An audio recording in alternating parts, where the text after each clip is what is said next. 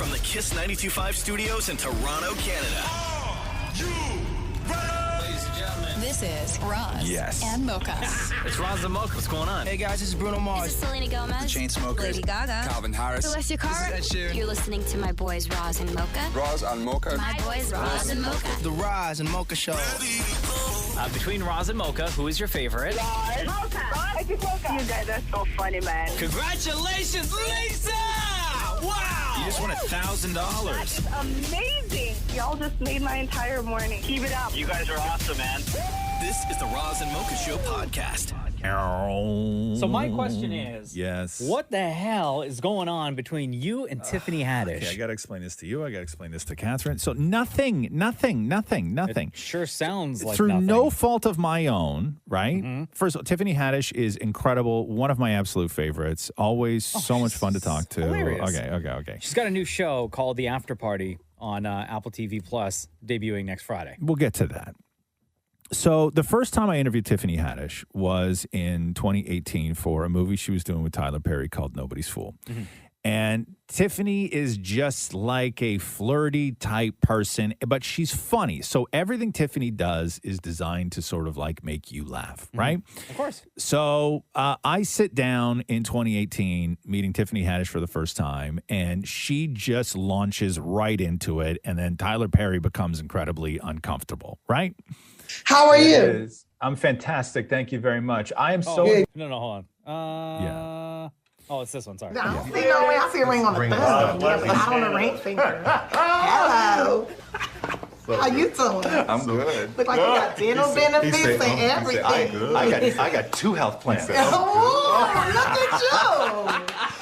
So Nobody's Fool And I opens love your mole November right there. 2nd, and it's going to be there. ET Canada, thank you so much for watching Nobody's Fool. As these two are flirting, I'm trying to take over the interview because these two are I flirting like with your each mole. You other. know, that's where God kissed you. Right there, Yes. That's what my grandma told me. That's a blessing. Thank you very much. Thank you. Absolutely. Pleasure. See you later. I like Okay, in the video, so- she points at you and she's like, I don't see a ring on that finger. Well, because I have one on my thumb, right? She's like, I see a ring on your thumb, not on your ring finger. And then she looks at my mole and she's like, that's where God kissed you. And I'm like, I don't know what to do. I don't know what to do at that point, right? You just say thanks. Yeah, but it all started because she was like, oh, you're Canadian. She's like, maybe I should marry you. And I was like, okay. And then she goes, you got free health care. And that's when I said, I got 2 health plans, right? So Tiffany Haddish, that's how it goes with Tiffany Haddish, and I think she's awesome. I love all Tiffany Haddish movies, and so I interviewed her for The After Party. The After Party, Apple TV, January 28th. It's awesome. It's a murder mystery. It's like Clue, right? And I'm a huge fan of Clue, both the game and the movie, and I love murder mysteries. And Tiffany Haddish is the detective in the movie, right? So she gets to play that role. And the interview starts, and through no fault, I'm going to say this, through no fault of my own, because I'm just trying to express how much I actually love her for what she does. But this is how it starts. How are you? I'm fantastic. Thank you very much. I am so Good, in love you look with good. you. I'm so in love with you, and I'm so in love with this show. This is like all of my Clue love together in one place with you in it. You in love with me? I'm in love with you. I've loved you forever. Are you? So you hitting on me right now? No, I mean, Because I'm single. I'm not mad at it. I'm receiving it. I'm receiving it. Are you married? I am, yeah. Well, then you can't say you in love with me. You gotta say I said I love you. I love you. You gotta say I have love for you. Because if you tell me you love me, my soul takes that as he wants to be your husband, Tiffany. Okay, I'm so sorry, Tiffany. I'm so sorry, girl. No, don't be sorry. I love you too. It's good to see you. And I do have so much love for you. I really do. I think you were just dynamite, and the show is fantastic. And Thank you. And tell your wife I say hi. I will for sure. All right. Now, was Catherine home when all of this was going on? Do you know No, Catherine was home? no, she was not. So when did Catherine find out about this interaction between you and Tiffany Haddish? Right now. No, really? Yeah. Yeah. You didn't even tell her? No, I didn't think about it. When did you do this interview with her? Like a week ago. Bruh. A week ago. You didn't tell her? Like, FYI, this information is going to get out there to the streets? No, but because I don't think anything of it. Like, for me, I stepped in it, right? Like, I just want, like, I do. I really do love Tiffany Haddish. I think she's so fantastic. I know. And I enjoy everything she's in. And I just said, I'm so in love with you, as opposed to, I guess, saying, I have so much love for you. Right. Right? And when you watch the video, I knew I stepped in it the second I said it, because if you watch this video, I say, Tiffany Haddish, I'm so in love with you. And she sits right up in her chair and puts her face, like this is a Zoom interview, and her face is like right in her camera. But she's applying for a Canadian citizenship already in her mind. Because the laptop she had, I'm guessing, was small. And she's looking at me in that little box. Gotcha. Right? She's seeing potential. Yes. Is there a future? Yeah, so Do I have a future with this man? Yeah. So no. And so I I apologize, rarely for things in life, but like I'm sorry to Tiffany Haddish. I'm sorry to Catherine. I'm sorry to everybody. Like I stepped in it, right? I stepped in it, and I don't know what else. I don't know what else to say. As much as you probably don't want to hear this, I have to play this interaction again one more time. How are you? I'm fantastic. Thank you very much. I am so good. in love You look with good. you. I'm so in love with you, and I'm so in love with this show. This is like all of my Clue love together in one place with you in it. You in love with me? I'm in love with you. I've loved you forever. Are you? So you hitting on me right now? No, I mean, because I'm single. I'm not mad at it. I'm receiving it. I'm receiving it. Are you receiving it? I am, yeah. Well, then you can't say you in love with me. You gotta say, I said I love you. I love you. You gotta say, I have love for you. Because if you tell me you love me, my soul takes that as he wants to be your husband, Tiffany. Okay. I'm so sorry, Tiffany. I'm so sorry, girl. Oh, don't be sorry. I have I so love much. you too. It's good to see you. And I do have so much love for you. I really do. I think you are just dynamite, and the show is fantastic. Thank you. Thank you. And tell your wife I say hi. I will for sure. All right. Girl. The Roz and Mocha Show podcast. So we just ran that Tiffany Haddish interview, right? Mm-hmm. And Catherine has been like texting me quotes from that interview to my phone.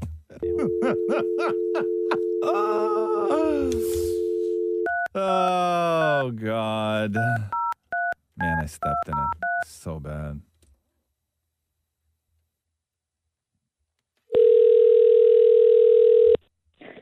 Hello?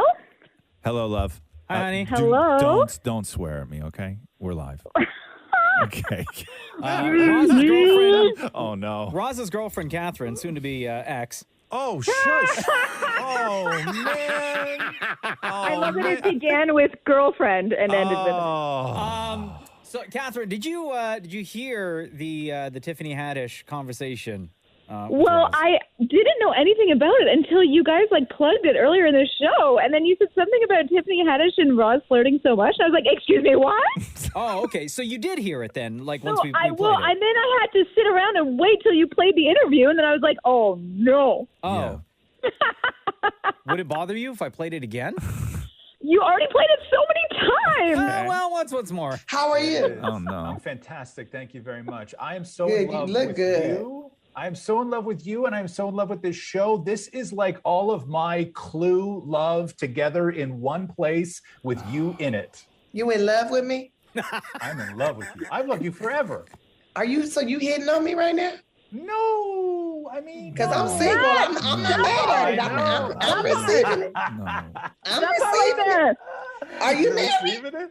I am, yeah. Well, then you can't say you in love with me. You gotta say, I said I love you. I love you. You gotta say, I have love for you. Because if you tell me you love me, my soul takes that as he wants to be your husband, Tiffany. Okay. I'm so sorry, Tiffany. I'm so sorry, girl. No, don't be sorry. I have I so love much. you too. It's good to see you. And I do have so much love for you. I really do. I think you are just dynamite, and the show is fantastic. Thank you. Thank you. And tell your wife I say hi.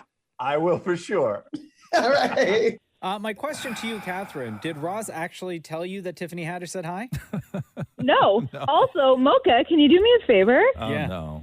Can you go back in the interview and go back to the part where she asked if he's hitting on her and then just play his response? Oh no!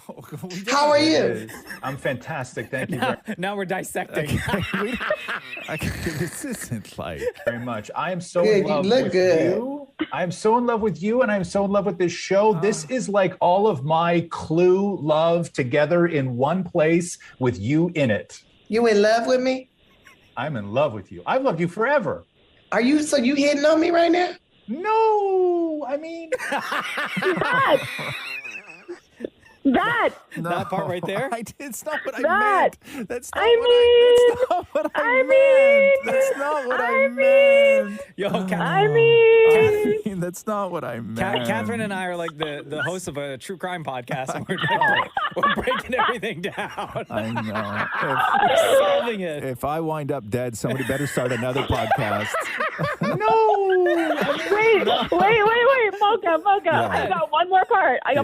Okay, you got to skip through the rest because it's too long. But you got to go to You the in part love where... with me? Oh, which You part? get to a part? No. You got to go to the part where she says, "Do you have a wife?" And his exact response. Okay, hold on. Okay. I'm receiving it. Are you married? Receiving it? I am, yeah. So, is that the yeah of somebody who sounds happy to have a wife? No, sweetheart, can I just I'm say, just wondering what your opinion on that would be, Mocha. No, okay. I know this part here, right Okay, here. Let's break yeah. it down, everybody. Okay. I am, yeah. Right? Like that part where he says, "I am." I am, yeah. Okay, no, Like, okay. Yeah, it's almost like a question, I would say. It's No. more like, Well, yeah. Before you answer, Okay. Roz, Yeah. sorry, just one more time for anybody that missed it. I am, yeah. Okay, so Yeah. this is, by the way, this is me and Tiffany, Yeah. Tiffany Haddish in the interview. Yeah. This is me and Catherine on the phone. This is Mocha trying to end my relationship. If you're just tuning in, okay, it's all crumbling right now in front of you. So can I explain why I said I am? Yeah. Okay. My sort of tone was not because yes I am, right? My tone was I realized that I had stepped in it so bad, and I started this interview in such a way that I couldn't recover, and I knew that me saying this was going to make things awful. I am, yeah. Okay. Like, Yeah. no, that had nothing to do with you. I know you're not going to believe that. I wouldn't either. But by the way, sweetheart, the reason we called is I just wanted to let you know that Tiffany Haddish said to say hi. Oh, thank you for letting me know that. You in love with me? So timely. The Roz and Mocha Show Podcast. How are you? Oh, for God's sake. What's wrong? Let me just stretch it out. That's what she said.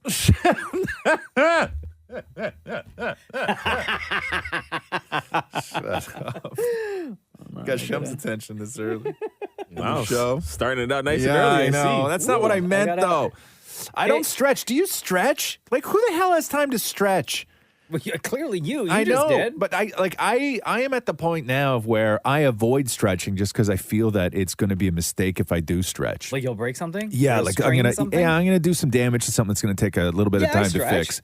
You stretch like you carve out time. Like if you're just like you'll stretch. Like how do you stretch? No, like I'll just do like a big stretch. Yeah? Like if you feel like your body just feels like you need to Yeah? to stretch. Sometimes like the other day when we had the big storm out Stretches. here, Yeah. and I was sitting in the car for almost 3.5 hours to get Okay, home. yeah, When I yeah. got out of the car, nice big stretch. Like You know show me how you the- stretch because you I the don't know big if I. stretch that you do where like all of a sudden then you get lightheaded and you start seeing stars. Yeah, that's what I'm Oh, afraid one of stuff those. like that. Yeah, I don't yeah, like that yeah. feeling. Well, I was at home. So I Okay, knew if I show was me gonna how pass. you stretch because I don't know if I actually know how to So stretch I properly. put my arms out like the letter T, like a cross. Yeah. And then I'll stick my chest out and push my arms all the way back. So Right. it really gets like a nice deep You chest look stretch. like you're crucified. Yeah. Yeah. And I go up on my tippy toes. Sorry, Sean. Oh, so good. Yeah. You're forgiven. I don't mean to bring the Lord into the stretch talk here. I'll see you at confession Or later, sometimes Roz. you put your hand over your head. Yeah. Right? You grab both hands. Okay. Right? Yeah. And then you pull all the way up. You go up on Really, your tippy yeah. toes. And then sometimes Yeah. you lean all the way back. Is there like, well, I wonder what the best stretch is? Because here's what I do when I stretch, okay? Yeah. And you can tell me if I'm doing it wrong. Anybody listening right now can tell me if I'm doing it wrong. Like when I stretch, my arms go limp, right? Like this is the most I stretch, okay? So do you have a chair over there? Can you sit for me? Yeah. Okay, so this is the only way that I really stretch, right? Okay. Is sometimes I work the neck a lot too. Like I'll do like this thing. Oh, and yeah, this yeah. thing You and roll this your thing. neck. Oh, yeah. We used to do that on the show all the time. It felt delicious. Maybe we'll do that again. Yeah. So here's how I normally stretch right now. So I'll just sit, and my arms are limp on my lap. Okay. Right, and then all I do Like, is just laying on your lap, like your What's hands on your that? lap, or like your no, just like flop your arms wrist? down. Flop your arms down. Okay. All right. There's no movement in your arms at all. And then what I do is this. So I'll sit there like this with my hands flopped on my lap, and then the first thing that I do is I take the small of my back and I push it forward. Right? I take So the your small of my stomach sticking out? No, just my stomach is still flat, but I push my spine into my stomach. So I curve the backside, the bottom of my back, right? Yeah. And then what I do is I take my shoulders and then I just roll my shoulders all the way back to where my shoulder blades are almost touching, Yeah. Ooh, yeah. right? And then that's all I do. Oh, that's it? That's it. Yeah. How do you feel after that? Not that great. You're like, oh, so Yeah, refreshed. no, I don't feel that great. I don't feel that great. Like I look like I just carried something. I feel like I just carried something heavy on my back for a while. Yeah. Right. Like I have that. Like it doesn't feel good. You need more right? stretching in your life, I don't know man. how though. I'm afraid of hurting myself. You can man. watch YouTube videos. I'm gonna watch a YouTube video on how to stretch. Bro. I don't think You know so. how good stretching is for your body? Yeah. Is it though? It is amazing. Like people say that, right? It's like tofu. I don't know if I believe the science on that. So you know me, big believer in Peloton, right? Yeah. I got the bike, I got the app, I use everything. I do the Right. workouts all the time. You do, huh? And they have Interesting. like stretching classes that I Yeah. would do. I haven't in a while, Yeah. but I would do like every single night. I would do a 10-minute stretch, like a full body stretch. Like on the ground and stuff like that? Yes. No, you don't. I would go to sleep feeling great, wake up the next Yeah. day feeling amazing. Catherine loose, has this limber, like giant feeling good. tube that she sticks in the corner, and then every now and then she throws it on the ground and puts her back on it and starts Yes. rolling Oh, around. yes. It's like a big giant black log. Yes. And then she go Shut up, Shem. and then she I didn't say nothing, and then man. she That gets look. on it, and then she gets on it, and she's like the sounds she makes. I'm like, Yeah, well, you know, amazing. shut up, Shem. Stop it. Roz and Mocha's Fix My Life. What advice can you guys give me? Okay, so my question is. Got a problem you can't fix? Roz and Mocha got you. Jennifer, it's Roz and Mocha. Hello. You are in it, huh? Yes. Okay, so What happened? All right, should I sleep with my ex, who is also my boss? oof, wow. Yeah, so you wrote this, Roz and Mocha, fix my life. I haven't seen my ex in person since we broke up 7 years ago, but I have worked for him for most of that time remotely. We were together and worked together for 12 years. He owns the company. We broke up, and I haven't dated or had sex since. I have no desire to get back together with him, but miss sex. Wow. He has organized a ski trip for us to Tremblant in 2 weeks because he wants to ski, not because he wants me. So, sex, yes or no? Okay. And so you haven't been with anybody since him 7 years? No. Okay. Why is that? Just lack of confidence. I was sick for a while, just a bunch of things that, yeah. So does this guy, even though you don't want to, he just sort of like feels like home a little bit? Yeah, exactly. Yeah. So what's his situation? He's not with anyone, or No, not right now. He has been Yeah. with people in that time frame, but yeah, I okay. haven't. And he's still your boss now. So why is he booking this getaway to Tremblant for the two of you? We travel really well together. We always have. It's like there's not that many people that you know, like traveling with someone is not easy for a lot of people. You don't always travel the same way. We travel really well together. We always have a good time. So Okay. So separate beds then? Separate rooms? No. Same room. Okay. Double bed or single bed? Single. Okay. So wait, so you broke up 7 years ago, and when you travel for work together. We haven't traveled for work. I literally have not seen him in person. Oh, since we broke up. okay. So this is the first Okay, time in okay. 7 years that you guys broke up that you are going to actually see each other face to face and then go on this trip to Tremblant and stay in the same room, same bed? Girl. Yeah. Yo, this guy, I'm telling you right now. Yeah. This guy wants to hook up. I don't know. Has he said anything? No. Like the one thing he said when I was booking the hotel, I'm like, we were on the phone, whatever, and I'm like, okay, there's only rooms with like a king bed. And he's like, that's okay. We're both not that big. It's fine. I was like, we're okay. both not that big? No, we're both short, small Okay. people. Okay. Like I'm 5'1", he's like 5'4". We're not like big people. Okay, so hold on here. So okay, you haven't seen this guy that you used to date in 7 years, but he's also your boss. You're going to be seeing him for the first time, and the first time that you're going to be seeing him is on a ski weekend that he has booked for the two of you. Is this a work trip or not a work trip? Just a fun not a trip. work trip. Okay, Just a fun trip. and then so while you were on the when you were on the phone, being like, "Hey, they only have rooms with king beds," he's like, "Yeah, sure, go for it." And you're wondering, like, if he is okay with hooking up or not? Yeah. This is not a ski trip. This is a hookup trip. Okay. How did this Is trip that a even? bad thing? But how did this trip even happen? Oh, we were going to go for a work trip in the States, and because of COVID, that got canceled. Right. And so, as part of the work trip, he had to be in the States for several different things, and he had like a weekend in between. And I was going to go for the work thing, and then we were going to go ski in the States. Okay, so he had big plans to hook up with you on this work trip in America, and that got canceled. So he still really wants to hook up with you, and so he just booked a ski trip on its own. So am I just an idiot and totally lack confidence and just thought he just really wants to ski? Yeah. He doesn't I want would to say. ski. No, I don't think you're an idiot that lacks confidence. I think that you're probably in a position of where you don't want to jump too far, and you don't want to make any assumptions based on confidence, because that's only going to let you down, and you're not going to put yourself in a position of where you're going to get hurt, and then you're going to go, "Oh my God, I can't believe I was such an idiot." Now, I will say this: if you guys get there and you check into that hotel and you walk up to that room, and there's only one bed, and you crash down on that bed and sort of do that move where you pat the sort of little spot beside the bed Like in the beside you, movies. like in the movies. There's room Where- for two. You know what I mean? If you're like, "Care to join me?" If you do that move, and if he looks at you and goes, "That's not what this is," okay, you didn't get anything wrong. Even at that point, you didn't get anything wrong. Here's what I think, though, okay?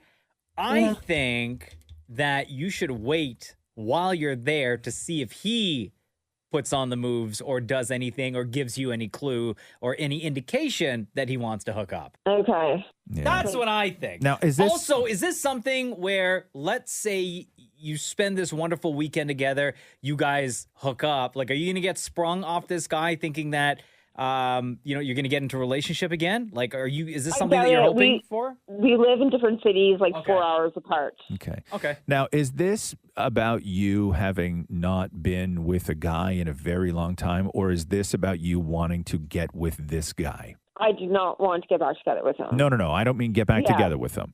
I mean, you haven't been with a fella in a very long time, right? Yeah. So is this an opportunity to get back to sort of have one night with this guy, or is this an opportunity to have a night with someone?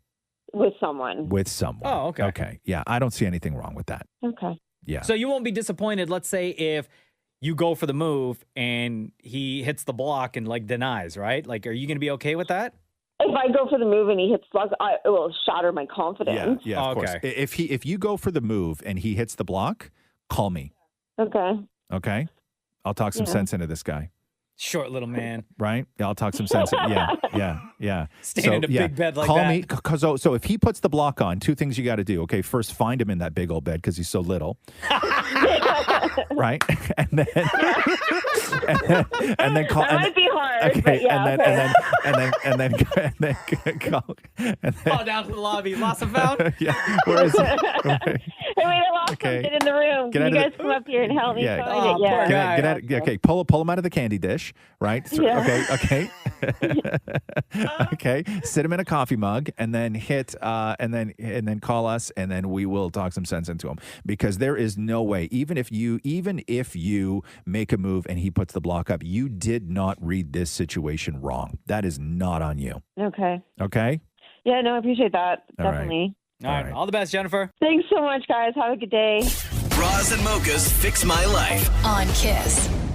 Damn it, Maurie, you notoriously do not have snow tires on your car. No, I do not. And this morning was probably one of the worst drives in I've ever had. Explain worst. What was terrible about it, other than you were probably all over the place? You really have to like slam down on the gas to get it to go at all. Wow. That is exactly the opposite of what you're supposed to do. And the car does a weird beeping sound, like there's an alarm inside where it goes, That's your ABS alarm, I think, is it not? Okay, sure. I don't know. Yeah. I don't know. How long have you had that car for? 11 years. 11 years. You know nothing about it, huh? When that thing's going, hey, me, does a light come on the dash at all? Yes, and it looks like skids. Okay. Yeah. And that doesn't, like, what does that tell you? Like, what does it say you're doing something right? Like, yay, man, you did it. Or is that like a bad sound, do you think? No, I think it's a bad sound. Yeah. But Yeah, you don't all know. I do is I let go of the gas, it stops, and then I push down on the Take your gas hands again. off the wheel, take your feet off the pedals, Close your eyes. and yell, Jesus, take the wheel. Whatever happens, happens. Whatever happens, right? Like that's. I remember when I did my driver's test, because I know you guys all did your driver's test way before I did. I only did mine a couple of years ago. Yeah. And a lot of people forget about the let what happen rule when it comes to driving. You know, same thing when you're going over train tracks. Didn't you right? give, feet off the pedal, hands yeah. off the wheel, close your eyes, Isn't and that just coast. after you get your license? Doesn't the Ministry of Transportation, they send you that bumper sticker that you're supposed to put in your Yes, car? they do. Whatever happens, happens? Yeah, yeah. Right? I still have my my blindfold from my driver's test. You guys probably lost yours because they happened years It's ago. got the ministry logo on it and everything. So how long did it take for you? Your typical drive into work, David Maurie, is what? My typical drive is about like 8 minutes. Today? Yeah. Oh, it's the same, 8 minutes. Oh, what? What? Yeah. Did they plow the route that you take? No, not at all. I take So the how same did it route still Maury take does. 8 minutes? Because I slammed on the gas and hoped for the best. Whatever happens, happens. Yeah, How man. about you, Roz? Yeah, it took me a little bit while longer, but I was fine, right? Like it's just people just like they make up lanes, right? I'm Yeah, like, I oh, know of there's course. not 4 lanes on that part of the Gardner. Yeah. Right? Oh, yeah. But suddenly there's 4 lanes. And, Shem, you came in from Scarborough. Yeah, for me, normally my drive door to door is about 17 minutes, and today was about 35. Oh, wow. Yeah. My brother turned 50 over the weekend. Hey, happy birthday, Rich. Yeah, and we were hanging out and we were talking about driving because he doesn't really drive that much. But he's so old. Oh, God. I know, 3 years older than I am. But he's so old. He was talking about when he went for his license, like his road test. Was it horse and carriage? No, it wasn't a road test. It was like you do it in a big empty parking lot where they set up cones and stuff. What? And yeah, like you're not actually on the road. Like when you have to parallel park, like you had to parallel park between traffic cones. And they make That's not real life. and they make fake stop signs But and that stuff. depends on where you're doing the test, Well, right? but what he was saying is that the problem with that is that you're also taking a test on a course with other people who are taking a test on the course. So At the same time? Yes. No, So when you pull up to their makeshift 4-way stop, Yeah. you're also pulling up at that 4-way stop with 3 other cars that have never driven before. Oh, no. Right? And he's like, "How are you supposed to pass this?" Yeah, hence the bumper sticker. Right? Whatever happens, happens. Thank you. This is the Roz and Mocha Show podcast. Well, here we are. We've made it past the great blizzard of 2022. What a wild day. Parents, I'm going to tell you this right now because you're going to need to know before your kids wake up. Yeah. TDSB. Schools are closed. Virtual learning is still happening. Catholic District School Board for Toronto, same thing. Halton District. Actually, this is very important. Halton District for Catholic as well. They have not made a decision regarding school closures for today. Go to each of their websites or just follow them on social. But they just gave the kids a straight up snow day yesterday, didn't they, in Halton? They did, yeah. See, they don't know how to do it. York Region also says that schools are closed, but remote learning is happening. Peel District School Board and Dufferin Peel Catholic District School Board said that schools are closed. Remote learning is happening. York says that buses are canceled. Schools are closed. Remote learning. Basically, remote learning everywhere. Yeah, Okay. I didn't get the note from my kid's school until late last night. Yeah. Yeah. A lot of this stuff came in Yeah. super late after the kiddies went to school. Durham District, God, they're Durham gonna be so Catholic as well. pissed No off. decision. No decision has been made. So they also advised to follow them on social or to check the websites. So yesterday was a blizzard. How long did it take you to get home? So you left here at what time? 11:03. Okay, 11:03 a.m. And it normally takes you how long to get home? About 45 minutes. About 45. Yeah. Okay, how long did it take you to get home yesterday? 3 hours and 20 minutes. Oh, good God. So right when I was about to leave, the highway, they shut 2 highways down. So highway was not an option. Yeah. Main roads were the only option. So I quickly checked Google Maps just to see what was going in. And for where the radio station is, every single route to leave, roads were closed because either there was too much snow that the plows hadn't gone through yet, or the buses were all snowed in, or cars were slipping and sliding all over the place that was just blocking traffic. Right. So the route that I ended up taking, like less than 5 minutes after I left the radio station, I was stuck behind 2 plows. And I was the first car in a row of cars stuck behind 2 plows for about 45 minutes. Oh.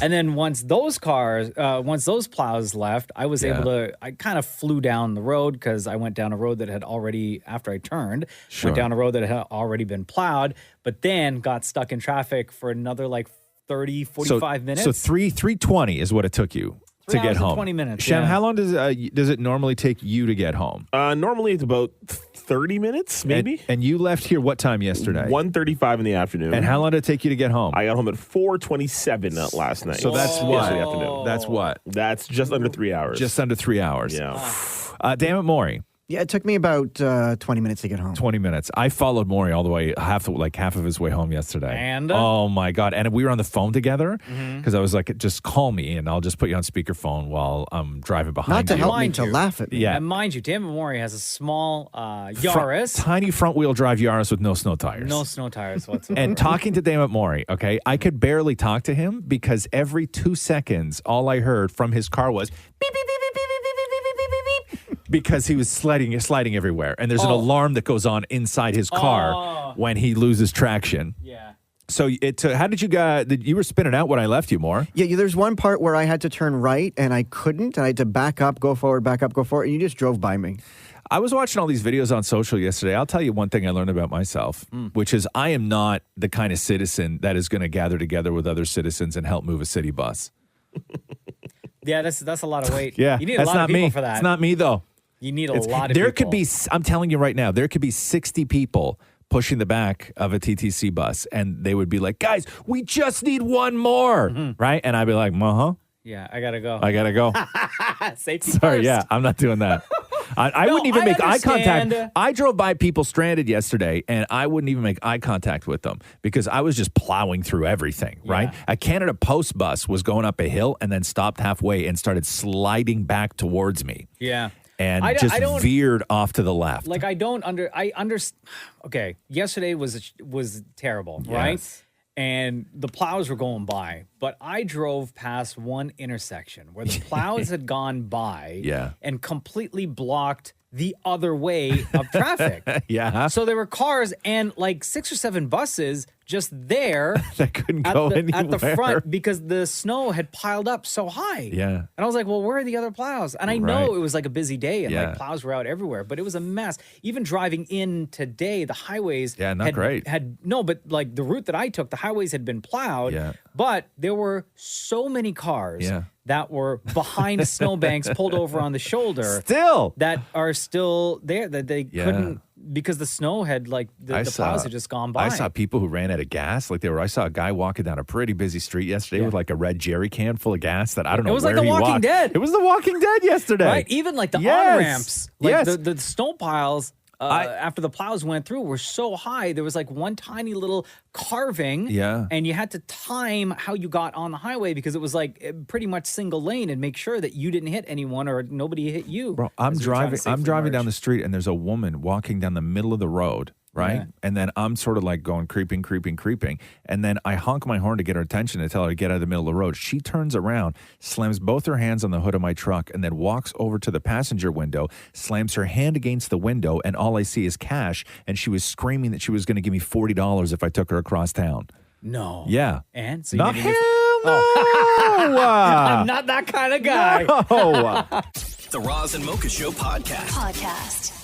Congratulations, kids. Back to school today. Yep. A lot of kids happy about that. A lot of parents happy about that. A lot of teachers happy about that. Yeah, we didn't speak about it in my house last night. At all? No, because Just in case? just in case. I get it. Just in case. Yeah. You just get told something for so long, and then and even like not even this round of homeschooling, but all the other rounds of homeschooling. You know, we're going back now, we're going back then, we're going back then. Never happens. And then they were all excited to go back on Monday, and then the snow, and then again on Tuesday, and then guess what? There's still snow.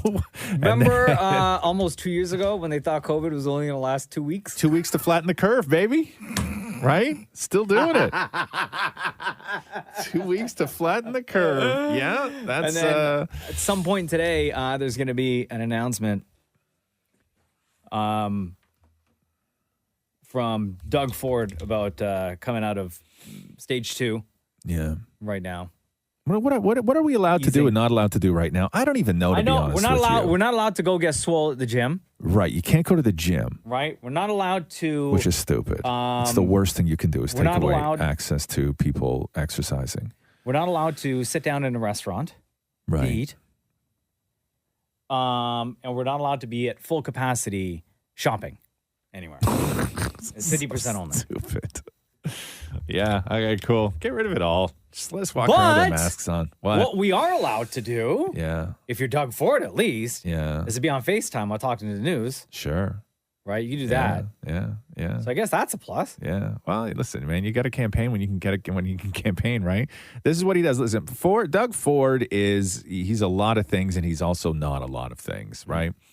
Not very strong. I saw him with that shovel the other day trying to help someone dig out of he doesn't have he doesn't have that he doesn't have that strength his brother did, right? You know what I mean? Like Rob Ford would always surprise you with R.I.P. Rob, linebacker. His physicality, right? Yeah. But with Doug, Doug may not be great at the office of premier, but I don't think that anybody's ever accused Doug Ford of being like a sort of bad citizen.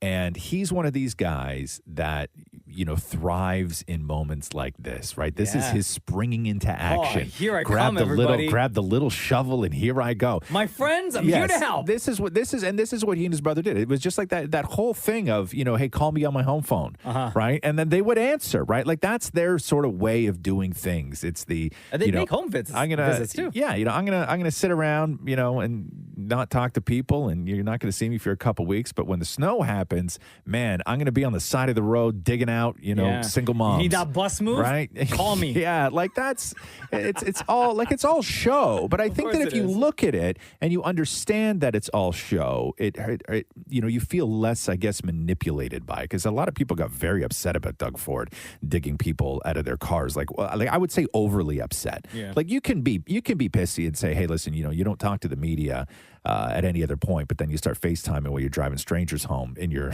in your personal car, right, wearing a fleecy. I get that, but the level of sort of of how dare you? Yeah, it was just I don't know. I found the whole thing to be a little wild. I was actually kind of surprised by how people. Like, it didn't surprise me to see Doug Ford doing all that stuff. Yeah. It did surprise me to see the amount of backlash he got. Right. Well, because to me, it just looked like everybody who got like really, really pissed off about it, it just seemed to me that they just like, are you just now getting it? Mm-hmm. Like, I understand you're calling it campaigning and your poll numbers come out and all this other stuff and they're super low. I'm like, yeah, that of course is what it is. Why are you so shocked about this? Yeah.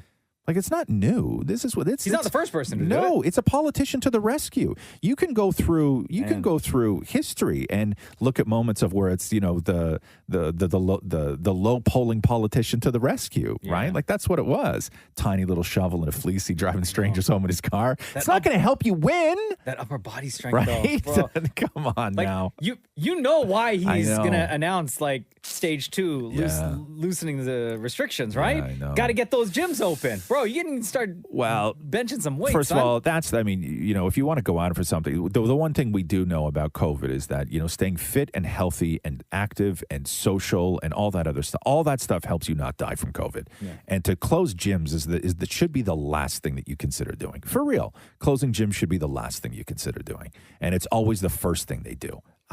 It's ridiculous. Wow, you sound like a real no. I'm just gym rat. I know. Thank you. Right. Thank you. I'm jonesing. You can tell. Right. You know what I mean? Like I got. I got You want to hit that bench hard, huh? somewhere in this city, there's a set of 5-pound dumbbells, right? That I'm like Screaming your name. Screaming my name.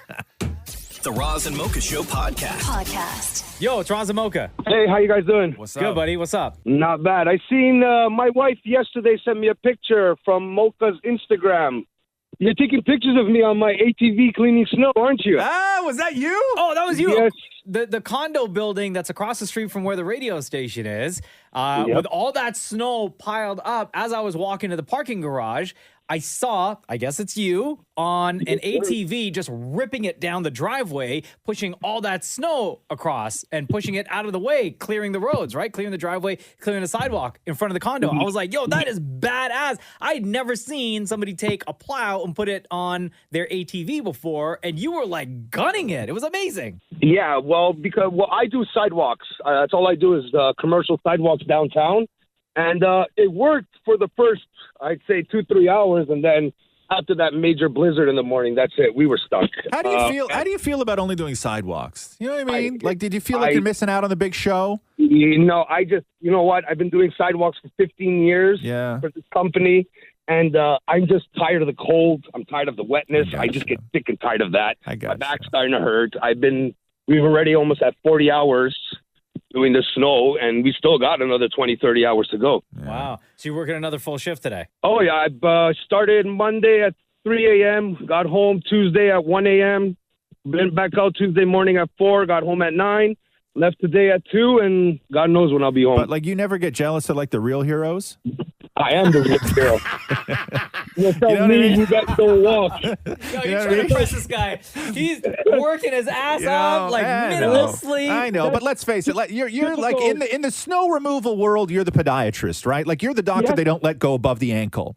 Yeah, but that's a typical raw thing to say, of course. Always hating on us. Damn. No, man. No, but yesterday I was just working, and then all of a sudden my wife calls me. She's like, "Babe, you wouldn't believe it." I'm like, "What?" She's like, "I'm going through Instagram, and Mocha's taking pictures of you." I'm like, "Oh, I'm going to call him, and I'm going to charge him some money for that." Oh, please. See that? Yeah, here we go. Here we go.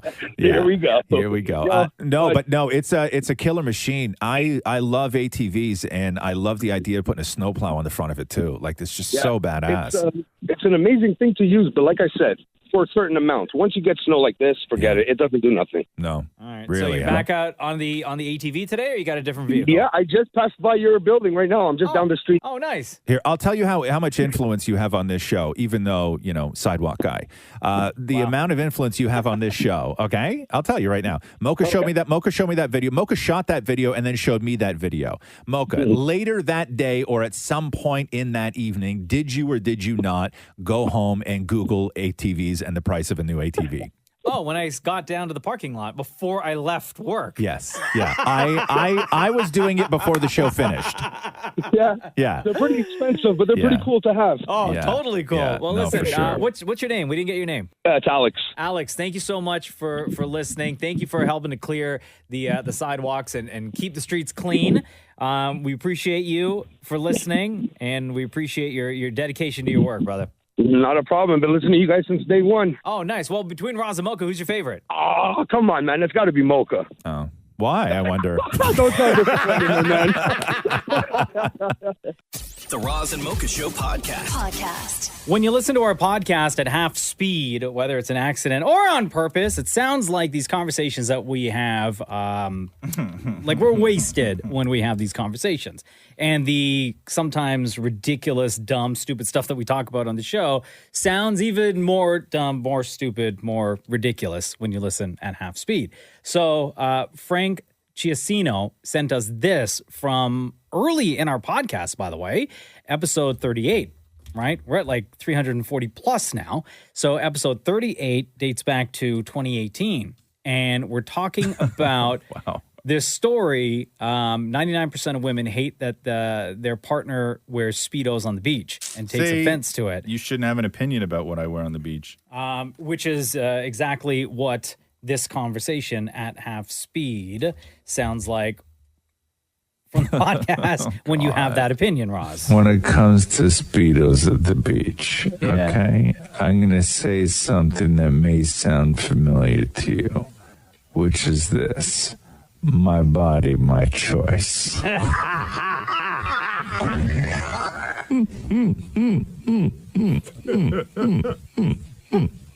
Oh my God. So you're just like all Speedo everything. I like, love them. all the time. I love them, which is funny because I don't wear it when I'm alone, like at the cottage with the pool and stuff like this. But when I go somewhere, I often bust it out. I mean, I have them.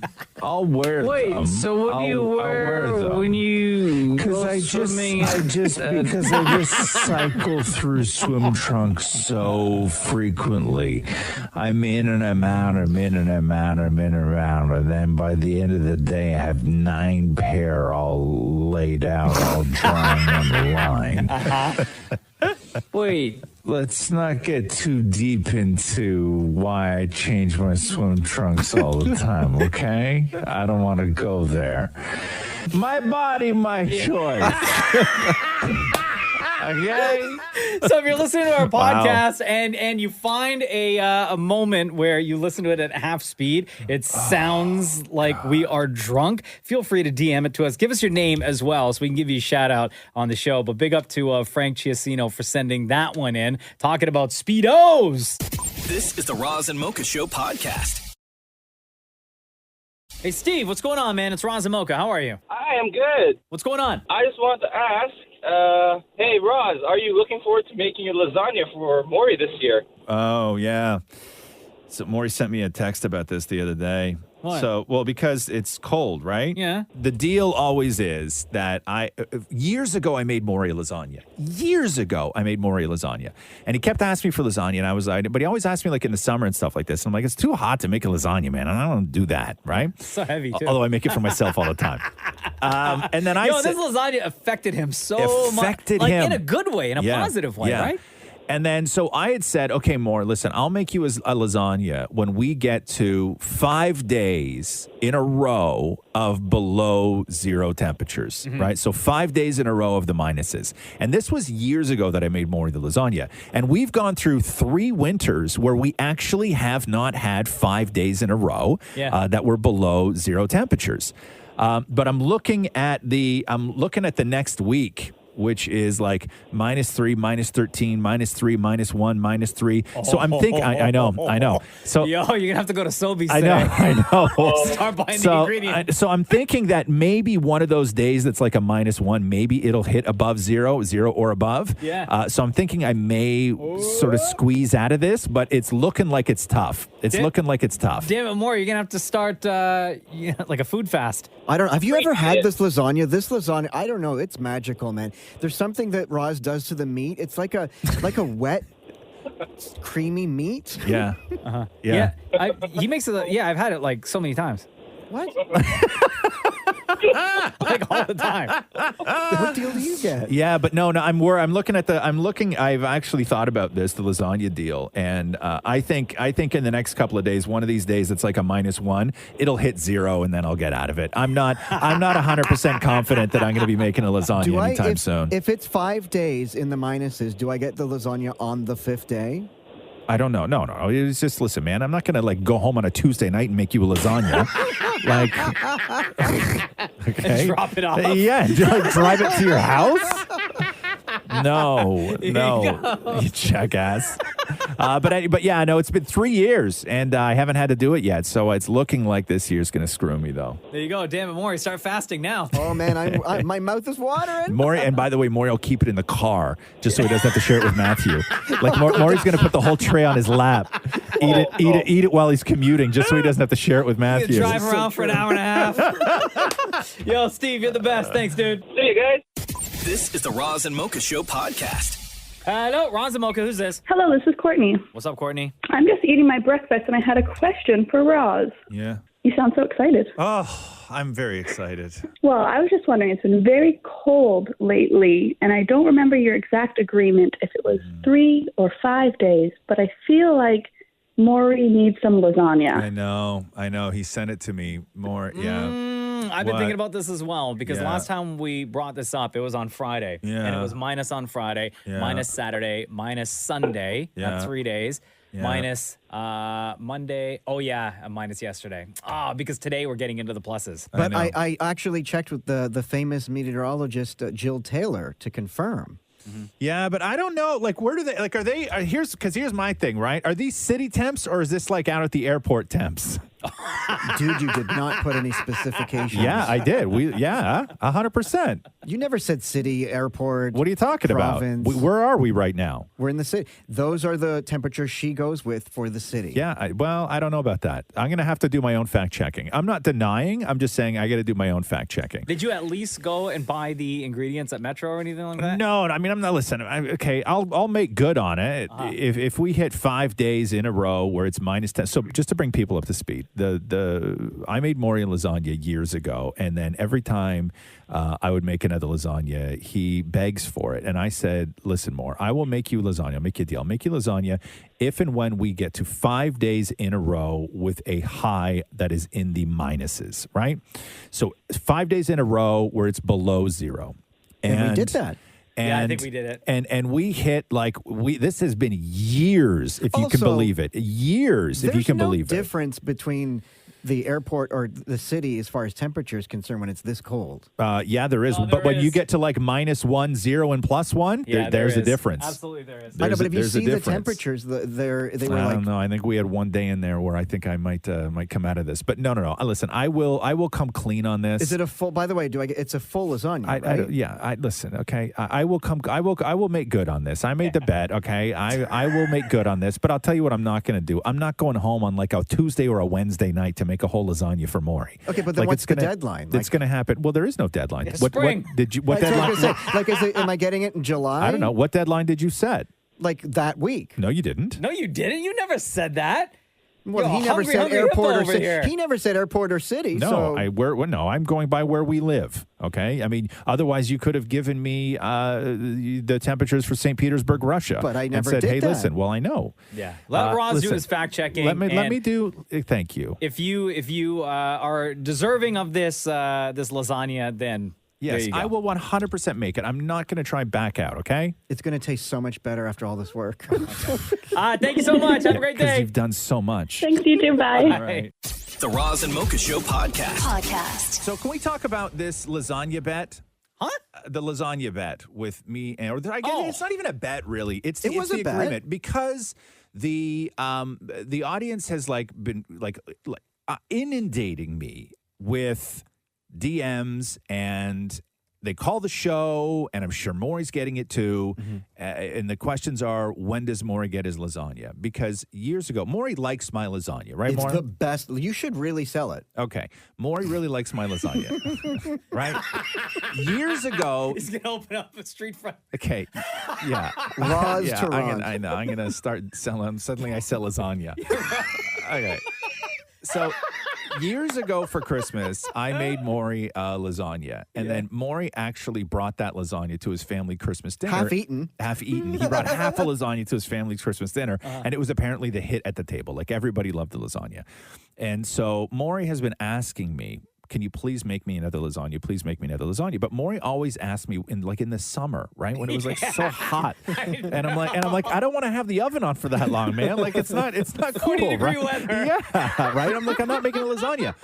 And so I told Maurie, listen, when we hit 5 days where the temperature is consistently below zero. That's a good stretch, okay? You will get your lasagna. Now, the problem was we've had wonky winters here, and we've now been years where we have not had 5 days where the temperature has been consistently below zero. So we know it's been cold, right? It's been like crazy cold. So everybody's like, hey, when's Maurie getting his lasagna? And so Jill Taylor, who you hear on 680 News, she's a weather specialist. She knows what's up, right? So Maurie wrote the weather specialist, and this is what Maurie said. Hey, Jill, quick question for you. Is today the 5th day in a row that we're having a temp in the minuses? Oh, wow. Okay. And then she wrote, yes. And then Maurie was like, thanks. So when it comes to data and stats, how you ask the question, what question, and how you collect the data matters. Maurie asked, is today the 5th day in a row that we're having a temp in the minuses? The answer to that question was yes. Mm-hmm. The question that should have been asked is, which I asked, I went back to Maurie's source, Jill Taylor, weather specialist, and I asked, hey, Jill, is this the 5th day in a row where the temperature has not reached above zero? How's that any different of a question? Because what's the high of that day? You're giving me the low of that day. In order to get 5 days consistently in the minuses, they cannot reach above zero any of those days. What did she say? She sent me a link. Oh, here we go. To the government of Canada. Oh, wow. Oh, no. Maurie's staying I just hungry. want a damn lasagna. These are temperatures for Toronto City, Ontario, which this is the link that Maurie's source recommended. Okay. She sent me the link. I did not find this. I just asked the right question. So this is the link she sent me. January 1st, max temp, 5.1. January 2nd, minus 2.1. January 3rd, minus 4. January 4th, 3.3. January 5th, 4.9. January 6th, minus 1.5. January 7th, minus 4.5. Oh. January 8th, 1.9. January 9th. January 9th, 4.3. Here we go. When it started getting a little bit cold, right? January 10th, minus 6.7. Oh, right. Here we go. January 11th, minus 1.7. Ooh, that's Yes. January 12th, 2.4. Oh. Damn it. January 13th, 2.0. Remember how cold last weekend was? January 14th, minus 0.3. January 15th, minus 12.6. Right, that's 2. January 16th, 0.3. Ah. January 17th, minus 2.3. January 18th, yesterday, 0.2. Oh, so you haven't no, hit. for the love of God. You Why haven't do you hit have to go back and ruin 5 consecutive everything? days. Wow. So, Maurie, unfortunately, as much as I would love to make you lasagna, I'm probably stuck this weekend just making one for myself. You know what? Because it's going to be cold. It really sounds like you don't want to make a lasagna. I do. Don't get me wrong. I really do. Yeah, but the extent that you're going right now to prove that we haven't had consistent 5 consecutive days of minuses. But I literally went to one website. No, I know. Right? Like one website. The extent. Oh, the extent you're going but through. Prior to you getting sent that link, did you know that website existed? Yeah, I mean, what do I know that the Government of Canada website exists? No, but for you to prove your point. I knew that there was something that had to have the temps for January on it. But why couldn't you just leave it at her original answer? Yes. Because you didn't ask the right question, and that bothered me. So no lasagna for you. Oh man, Like I could say going to that extent. Like if there was video of me outside with a hairdryer trying to warm up the city, right? like okay, like that's an extent to go to. Could you imagine that work? The Roz and Mocha Show podcast. Dwayne Johnson has the paleontologist community up in arms. Why? So he was on Manningcast last night, Monday Night Football, and with Peyton Manning and Eli Manning. And The Rock is in his home office. And all throughout the show, people realized that there was a giant T-Rex skull behind Dwayne Johnson. And so they eventually asked him about it. And this is The Rock telling the story of the giant T-Rex skull. Dwayne, what is it? You got a T-Rex behind you? What is that? A dinosaur? I got a T-Rex skull. Yes, that's Stan. As a matter of fact, so Stan is the most complete T-Rex skull ever found by a paleontologist, a young paleontologist, and his name was Stan. So this T-Rex head was named after him.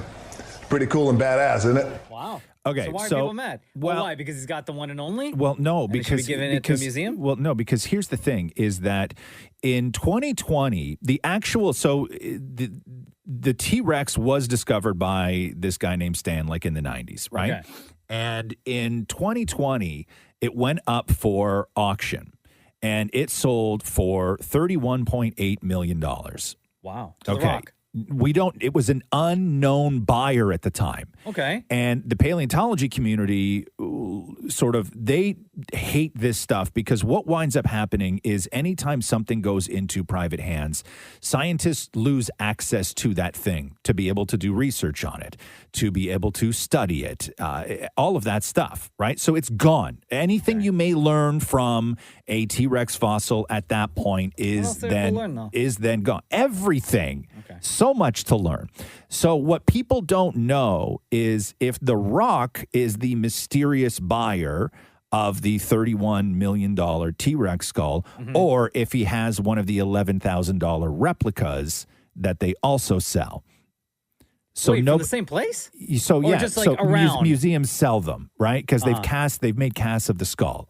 And so we don't know whether in the Rock's office. And he ain't never going to say anything. Well, here's the question, though. If you come out and say, yes, I'm the mysterious buyer who paid $31 million for a T-Rex skull, right? The science community is going to hate you because they hate people like that. They hate when people do that. Well, then tell them to start a GoFundMe and get $31 million by The Rock. Or The Rock then has to admit to having a replica in he ain't never going to do that. In his office. No. Right? No, he's not going to do that. So if The Rock doesn't say anything, are we to then believe that it is real or if it's the replica? I'm going to say it's real. You think it's real? Yeah. The only reason why I'm leaning towards replica is because what you would have purchased, like what was sold, was the whole T-Rex.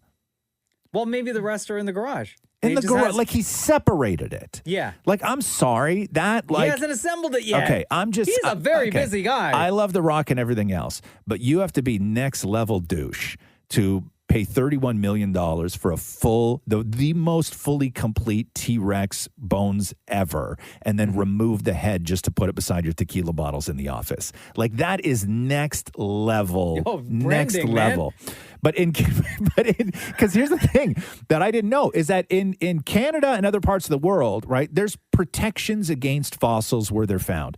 But in America, the fossils belong to whoever owns the land. So if you own a ranch in like North Dakota and you dig up a T-Rex, that's yours. It's yours. And you can do whatever you want with it. You can buy it. Science community is not going to like come after you. You can paint it. You can smash it.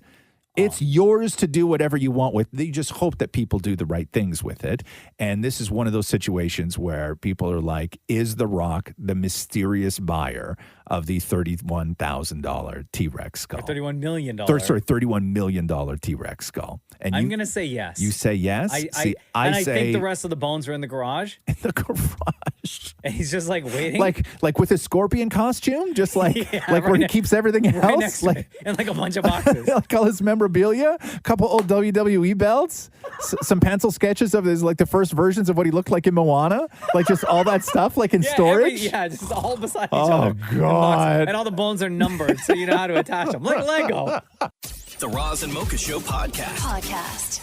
So there is a decision. The truth has come out as to whether Dwayne "The Rock" Johnson was the anonymous buyer in 2020 for $31.8 million of that T-Rex head. So The Rock, do you have that clip still? I'm wondering if you do. If you don't worry about it. So on Monday Night Football, Dwayne "The Rock" Johnson was doing the Manning cast with Peyton Manning and Eli Manning, just like sitting there talking football all night and everything else. And then during the interview, like it was all throughout, it was all night long. And then during the interview, one of the guys was like, we have to point out what is behind you, because The Rock was sitting in his home office and behind him, there's like a bunch of tequila bottles because he's got a tequila company. And then also behind him was a giant T-Rex head. And so this is what The Rock had to say. Dwayne, what is it? You got a T-Rex behind you? What is that? A dinosaur? I got a T-Rex skull. Yes, that's Stan. As a matter of fact, so Stan is the most complete T-Rex skull ever found by a paleontologist, a young paleontologist, and his name was Stan. So this T-Rex head was named after him. Pretty cool and badass, isn't it? Okay, so he didn't say whether it was the real Stan or a replica, because the story again was that somebody paid $31.8 million for it in 2020, but they were anonymous. It was an anonymous buyer. And this was the fear of the paleontology and science world, that something like this, so rare and so useful, would wind up in somebody's home where they would no longer have access to it. And so The Rock tweeted this last night. And you had said what? Because you and I were discussing yesterday whether The Rock was, in fact, the anonymous buyer and paid almost $32 million for it. I said yes. Or if he was a replica, and then The Rock would have to admit that he paid $11,000 for a fake. Right? I say yes. Okay. I still believe that. So, Why? What's so the here's update? what The Rock wrote. After my live interview with Manning Cast, there's been a lot of worldwide speculation in the world of science that I'm the, quote, mystery buyer for the original T-Rex skull known as Stan. I am not the mystery buyer. In my home office, there is a replica cast of Stan that I had made, that I purchased and had made for my friends at Black Hills Institute of Geological Research and Paleontology Excavation. The original Stan was found in 1987. In 2020, Stan was auctioned and sold for $31.8 million to an anonymous buyer and never seen again. That buyer was not me. He says it twice. My love, respect, fascination, and curiosity for paleontology and archaeology science runs deep. And if I was the proud owner of the real Stan, I sure as hell wouldn't keep him in my office. I'd keep him in a museum so the world could enjoy, study, and learn from him. Some cool paleontology history for you guys.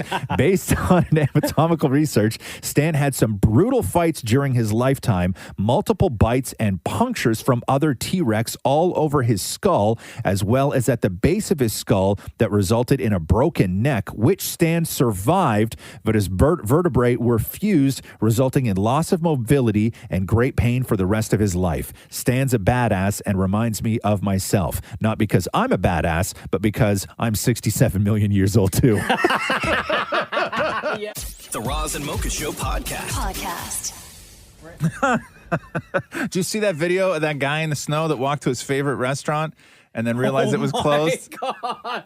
And that happened on Monday when we had the big Yeah, blizzard. I know. Yo, big up Nicey's restaurant in Scarborough. Is that what that was? Uh-huh. Yeah. What? Tell me about Nicey's. What's oh man, just like what do they serve? every like.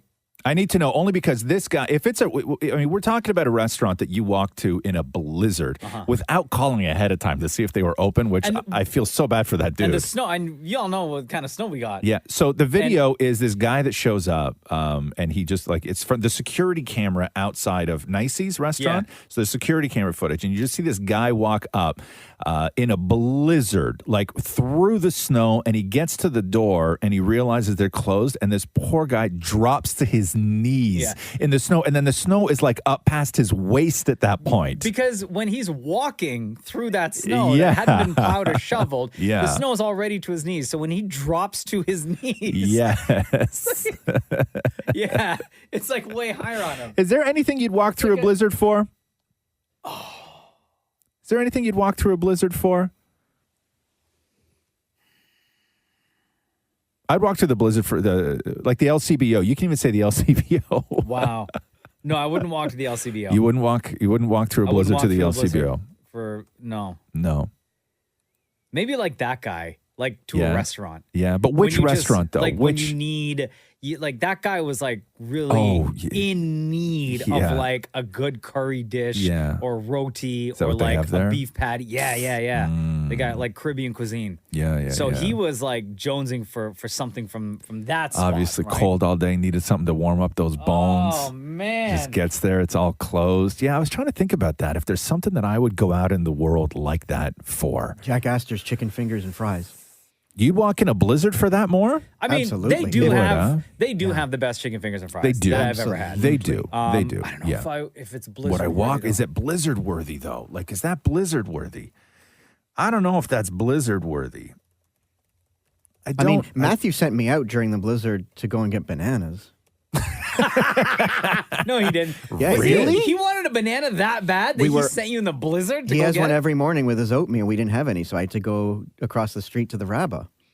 Why? Got a question for you though, more about the dynamic. Why didn't of he the, go himself? Yeah, I'll get to that. But about the dynamic of the relationship, right? Like, I know that you say Matthew made me, all this stuff, but you seem to do a lot of those what would be considered nice things in the relationship, right? Like your husband needs bananas. He gets a banana every morning with his oatmeal. You're like, baby, I got you. I'll go get your bananas. Like those all sound like nice things, but you frame it as Matthew made me. Now, no, but here's why I think Maurie said it that way. Yeah. Because there was probably an argument that took place that Maurie like didn't want to go. Right. But Maurie lost that argument and then like reluctantly had It's to go. like Mocha was there. Or like Maurie ate the last banana or something. And so it's Maurie's fault that they have no more No, bananas. he rhymes off everything else he does, and he's like, now are you going to go? Oh, it's one of okay. those. Okay. Wow. It's got to be even Steven. God, I can't, I'll tell you, like at home, like that kind of stuff, those kinds of arguments where you start rhyming off who does what, they rarely happen in my house. And if they do, it's over something substantial, right? Uh-huh. I get the feeling that what you do, what I do, so now you're doing this, is a daily thing in your house, more. Oh, yeah, every day. Every day. Before you reluctantly went and got the bananas that you had to trudge through the snow to get, right? On a blizzard, when the city was shut. The city was a mess. There were buses that were stuck behind snowbanks, cars like that smashed into one another. You had like 50 people trying to push a bus out of a... It was the worst day ever. Right? It was like the worst day ever in the city. Yeah. And you lost your fight against Emmett Matthew to go get bananas. When he talks about all the things you don't do, what's always number one on the list? Cleaning. So what are all the things that he listed off before you then had to put your jacket and boots on to go? Cleaning, reorganizing the dishwasher because I do that wrong. Right. Folding my laundry every weekend. Wow. Yeah. Taking care of Andy during the day, the dog. Wow. Yeah. But you're both home during the day. I know, but I legit don't do much. Admittedly. Except get bananas. The Roz and Mocha Show podcast. You're a cat owner. Yes, I am. I have 3 cats at home. Well, I have 2 cats and one animal that looks like a cat but doesn't act like a cat. Like Moo is something else.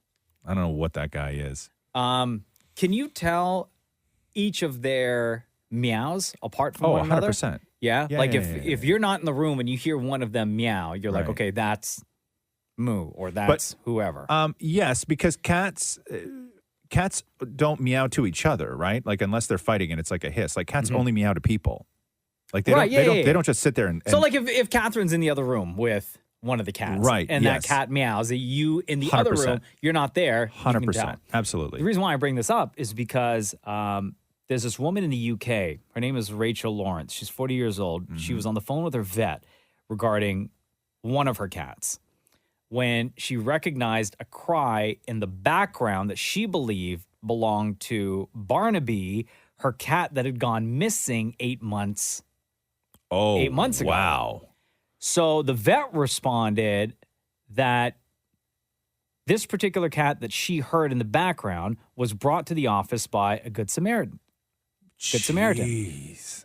She said there was just something about the meow. So after 3 hours of it being in my head, I called them back and then gave a description of this cat, of her missing cat, Barnaby. Yeah. And the vet was like, yes. And then she went to go pick up her cat that she originally was calling about that was there at the vet. And she showed pictures of the cat that went missing. Right.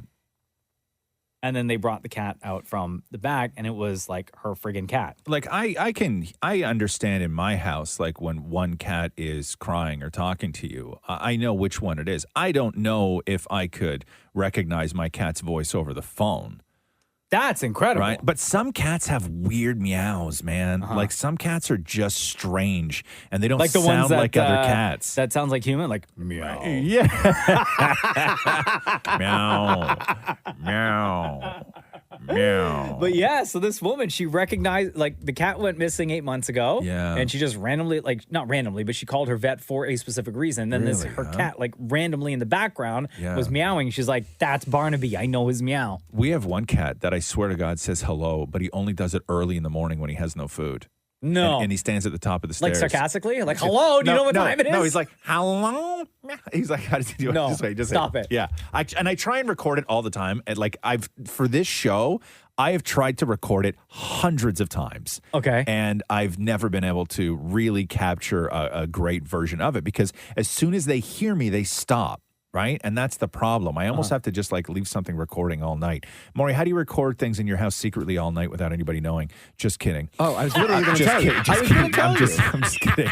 It's like, now's my time to Yeah, shine. exactly. I'll show you the app. I don't need that. How does I the don't- so how does the cat it goes say? like, hello. No. Yeah. Really? Yeah. Yeah. It's Hold on. weird. Does it sound It's like weird. this? Like this? Yeah. Yeah, like that one. Really? The Yeah, second like that one. Yeah. So not that one, but this one. Yeah, like that one. Yeah. That one. Yeah. Yeah. Hello. Hello. Yeah, hungry, it does. you idiot. But I think that maybe in cat that might mean like food or something like that. I don't know. Yeah, that sounds Feed like me. yes. Yes. The Roz and Mocha Show podcast. You see Deepa's latest post on Instagram? No. Roz? No. What is Are you it? following her? No, I don't think so. Do I follow you, Deepa? Yes, you do follow me. Do How I? dare you say that you don't? Deepa Prashad won. by the I'm way. telling you, I'm never on Instagram. Like I'm never on Instagram. How long you been with our show now, Deepa? Consistently, like 6-7 months now? No. You always get this wrong. I feel like I've been here for like a year. Oh yeah, You a year. feel? Right? Yeah. I That's what think. it is. So Deepa, if you don't know, got married back in September. Yeah. And on Instagram, she posted the other day, she's starting to get all the photos back now from the photographer. And she posted like a whole bunch of pictures and then put on stories, hey, FYI followers, I'm going to be spamming your feed with all these photos that we're getting back because we literally got thousands from our wedding. So after putting up the first round of the first carousel of photos and putting that warning out to people on Instagram stories, Deepa, what happened? I lost in an hour 150 followers after I posted the first round of wedding photos. But get this, the wedding photos, the first set that I posted, it was just me and my family. Like Thalal wasn't even photographed in any of these yet. Hold on. Pause for 1 second. Okay. So when Thalal first posted pictures of the wedding, he posted 10 shots. You were not in any of them. That's true, yeah. You just post pictures of the wedding, and he was in how many? Zero so Zero. far. I'm going to post him today. Y'all sleep in the same bed under separate blankets, and on Instagram you live separate lives. Like if you look at Thalal's Instagram, you'd be like, who'd that guy marry? If you look at Deepa's Instagram, you're like, who'd she marry? My logic is I'm posting in chronological order. So it was getting ready shots and then my family shots. Today will be like wedding photos. But because of all this. So you lost followers, though. But here's the How thing. do you even know that you lose 100 followers? Are you like Dim and Maurie that has the app that gives you the notifications when you lose followers? No, I know this would happen because a few times, like I've posted engagement photos and stuff. I lost 400 followers when I posted engagement photos. Wow. And I think in total, after this one post, without the lol even in it, I think I lost 180 followers. And somebody actually, like a few people DM'd me being like, oh, you shouldn't post wedding pictures because it ruins your image. And I was like, what? Yeah. Wait, no, but how did you find out? How did you figure out that number of 100 and 180? You just know. Oh, I just checked my Instagram. Like Yeah. I knew Oh, okay. before I had like 40.2 something, and then So after is there that, it dropped. is there a chance, because I don't think that this is people who just hate looking at wedding photos. This has to be those people who unfollowed you were people who legitimately thought that they had a shot with you, Yes. or they like the fantasy of thinking that you are a single woman. I think so as well, but it's also like I'm not going to hide the fact that I'm married and I have. Well, a husband. you certainly didn't post a picture of your husband when you posted your wedding pictures. I said today is the day, Roz. Deepa, 10 pictures of her wedding. Her husband's not in any of them. I'm certainly not going to hide the fact that I'm married. The Roz and Mocha Show podcast. Tim Allen's doing a Santa Claus series for Disney Plus. Oh, yeah? Yeah. Cool. I love those movies. I know. They're He's so good. Yeah. I know. He's so good. I Love. was loving that. I mean, the one, which one was the one that it was like, oh, gay? I think part 3 with Jack Frost. Oh, yeah. With, Martin Short. Martin Short. Was Jack Yeah, Frost? it was fine. Yeah, that was yeah, yeah, okay. yeah, I yeah, understood it's why they fine. had to do it. Like they had a blockbuster series on their hands. Yeah. Hey, so Yellow Jackets last night, right? Oh, Shem waving both arms in the air. He watches that show. Yes, indeed. Yes, indeed. Okay. Was it finale? Okay. Yeah, that was the finale, right, Shem? Yeah, it was. Yeah. Okay, man, lousy SOBs. What? Lousy SOBs. What don't you like about it? Okay, so they set up what was to come. Remind people again, sorry, Okay, real quick. so Yellow Jackets, girls soccer team, plane goes down in the woods. They all go nuts. In the first 5 minutes of the show, they sort of like preview what's to come of these young women in the wilderness. Yeah. And in the first 5 minutes of the show, it's just bonkers. They're wearing like dead animal costumes and eating each other, right? Like cutting humans and like consuming them to stay alive. Yeah. And so that foreshadows what's to come. And then in these episodes, nothing happens. And I know I'm one of the only people that says nothing happens in these episodes, but there really, like, very little happens in the majority of these episodes. Like no eating other humans? I still like this show, though. And then so I'm like, okay, get to the eating the people already, right? Like, when are you going to get to the eating the people? And I hate that I have to think that way because I really have no desire to watch people eat people, but you set the show up that way where it's not even a question as to whether they're going to eat people or not. So I'm like, get on with it already. Eat people. And I wonder if it's because when they set it up that they've crashed, right? As the viewer, you think, well, how are they going to survive? And you automatically come to the conclusion. They show you. At some point. No, I know. So they, in order to show you what it is you're thinking, they showed you what it is that they were thinking. They showed you. However, last night was the season finale, and guess what? What? They didn't eat people. Oh. Yet. So what, season 2? Yeah, slow burn. Listen, okay, are you not excited for season 2? No, nope, zero. What? Nope. You're gonna watch? Nope. I bet you. You know what? All because they didn't eat people? Yeah, if you set something up, okay, if you're building a season of television and you set something up in episode 1 as a tease, that thing has to be revealed by the end of season 1. You can then set something up for season 2, but you have to deliver on the setup within a season of television. That I agree with. I think you have to. There should be a payoff somewhere within that first season. Yes. I think waiting to the season finale is way too late. Way too late. My opinion is maybe episode 3, 4, 5. Sure. Somewhere midway, there. then the story shakes up a little bit. Yeah. I'm fine with that. Add a little But bit more excitement. You cannot do that in episode 1 with no payoff in the season finale. It is brutal. There was tons of payoff in the season finale. No. They're setting up for an incredible season 2 without spoiling anything, of course. And yes, I know there hasn't been eating people yet, but I think that's such a small part of the story. It's not. So what It's they survival, did, though, it's not right? what they did, and why I'm so passionate about this, okay, is they set up questions in episode 1. Who's the antler queen? Who gets eaten? There's only 5 of them left. Who sort of survives? These are the questions that they set up in episode 1, season 1. Those questions need to be answered by the end of season 1. If you set it up that way, right? Especially because they weren't ambiguous about it. If they were ambiguous of like, hey, maybe they eat people, maybe they don't, then I would be okay with it. Right. But they don't. They set it up. It's blatant in episode 1. And then I get to the thing last night. I sit down. I watch the show. I get a taste for blood. Yeah. Right? and nothing. No blood. You're just hungry for people eating people. Which No, is weird all in itself, by listen, the way. I know, and I hate saying that because now I look like a person who wants to see people eat people, but it's not about that. You weirdo. Roz and Mocha's Fix My Life. Update. Hi, Elle. Welcome back to the Roz and Mocha Show. How you doing? I'm good, thanks. How are you? Good. Nice to talk to you again. Last time we chatted was back in April of last year. Yeah, it's been a while. Yeah, this was an interesting Fix My Life, and I remember being super into it because there was just so much going on. So, seriously, you wrote us and you said that you had found out that you had a brother that you sort of didn't know was your brother, and that you got along and that you're happy to have him in your life, but that you had found out that your dad was planning to send a family heirloom to your brother as a surprise gift. And you said that maybe your dad wanted to do it to get into his good books because your brother was sort of famous and extremely wealthy. But the brother had zero interest in this family heirloom, but the family heirloom meant a lot to you, and you didn't want your dad to just hand it over to somebody that they had no sort of sentimental value towards this family heirloom. And the heirloom was a portrait of your grandfather in an official government frame, right? Yes. Okay. The conversation that we had, so let's just sort of go back here. Talk about your connection to this picture of your grandfather, why it means so much to you, and why it hurts so much that your dad wanted to hand it over to your brother.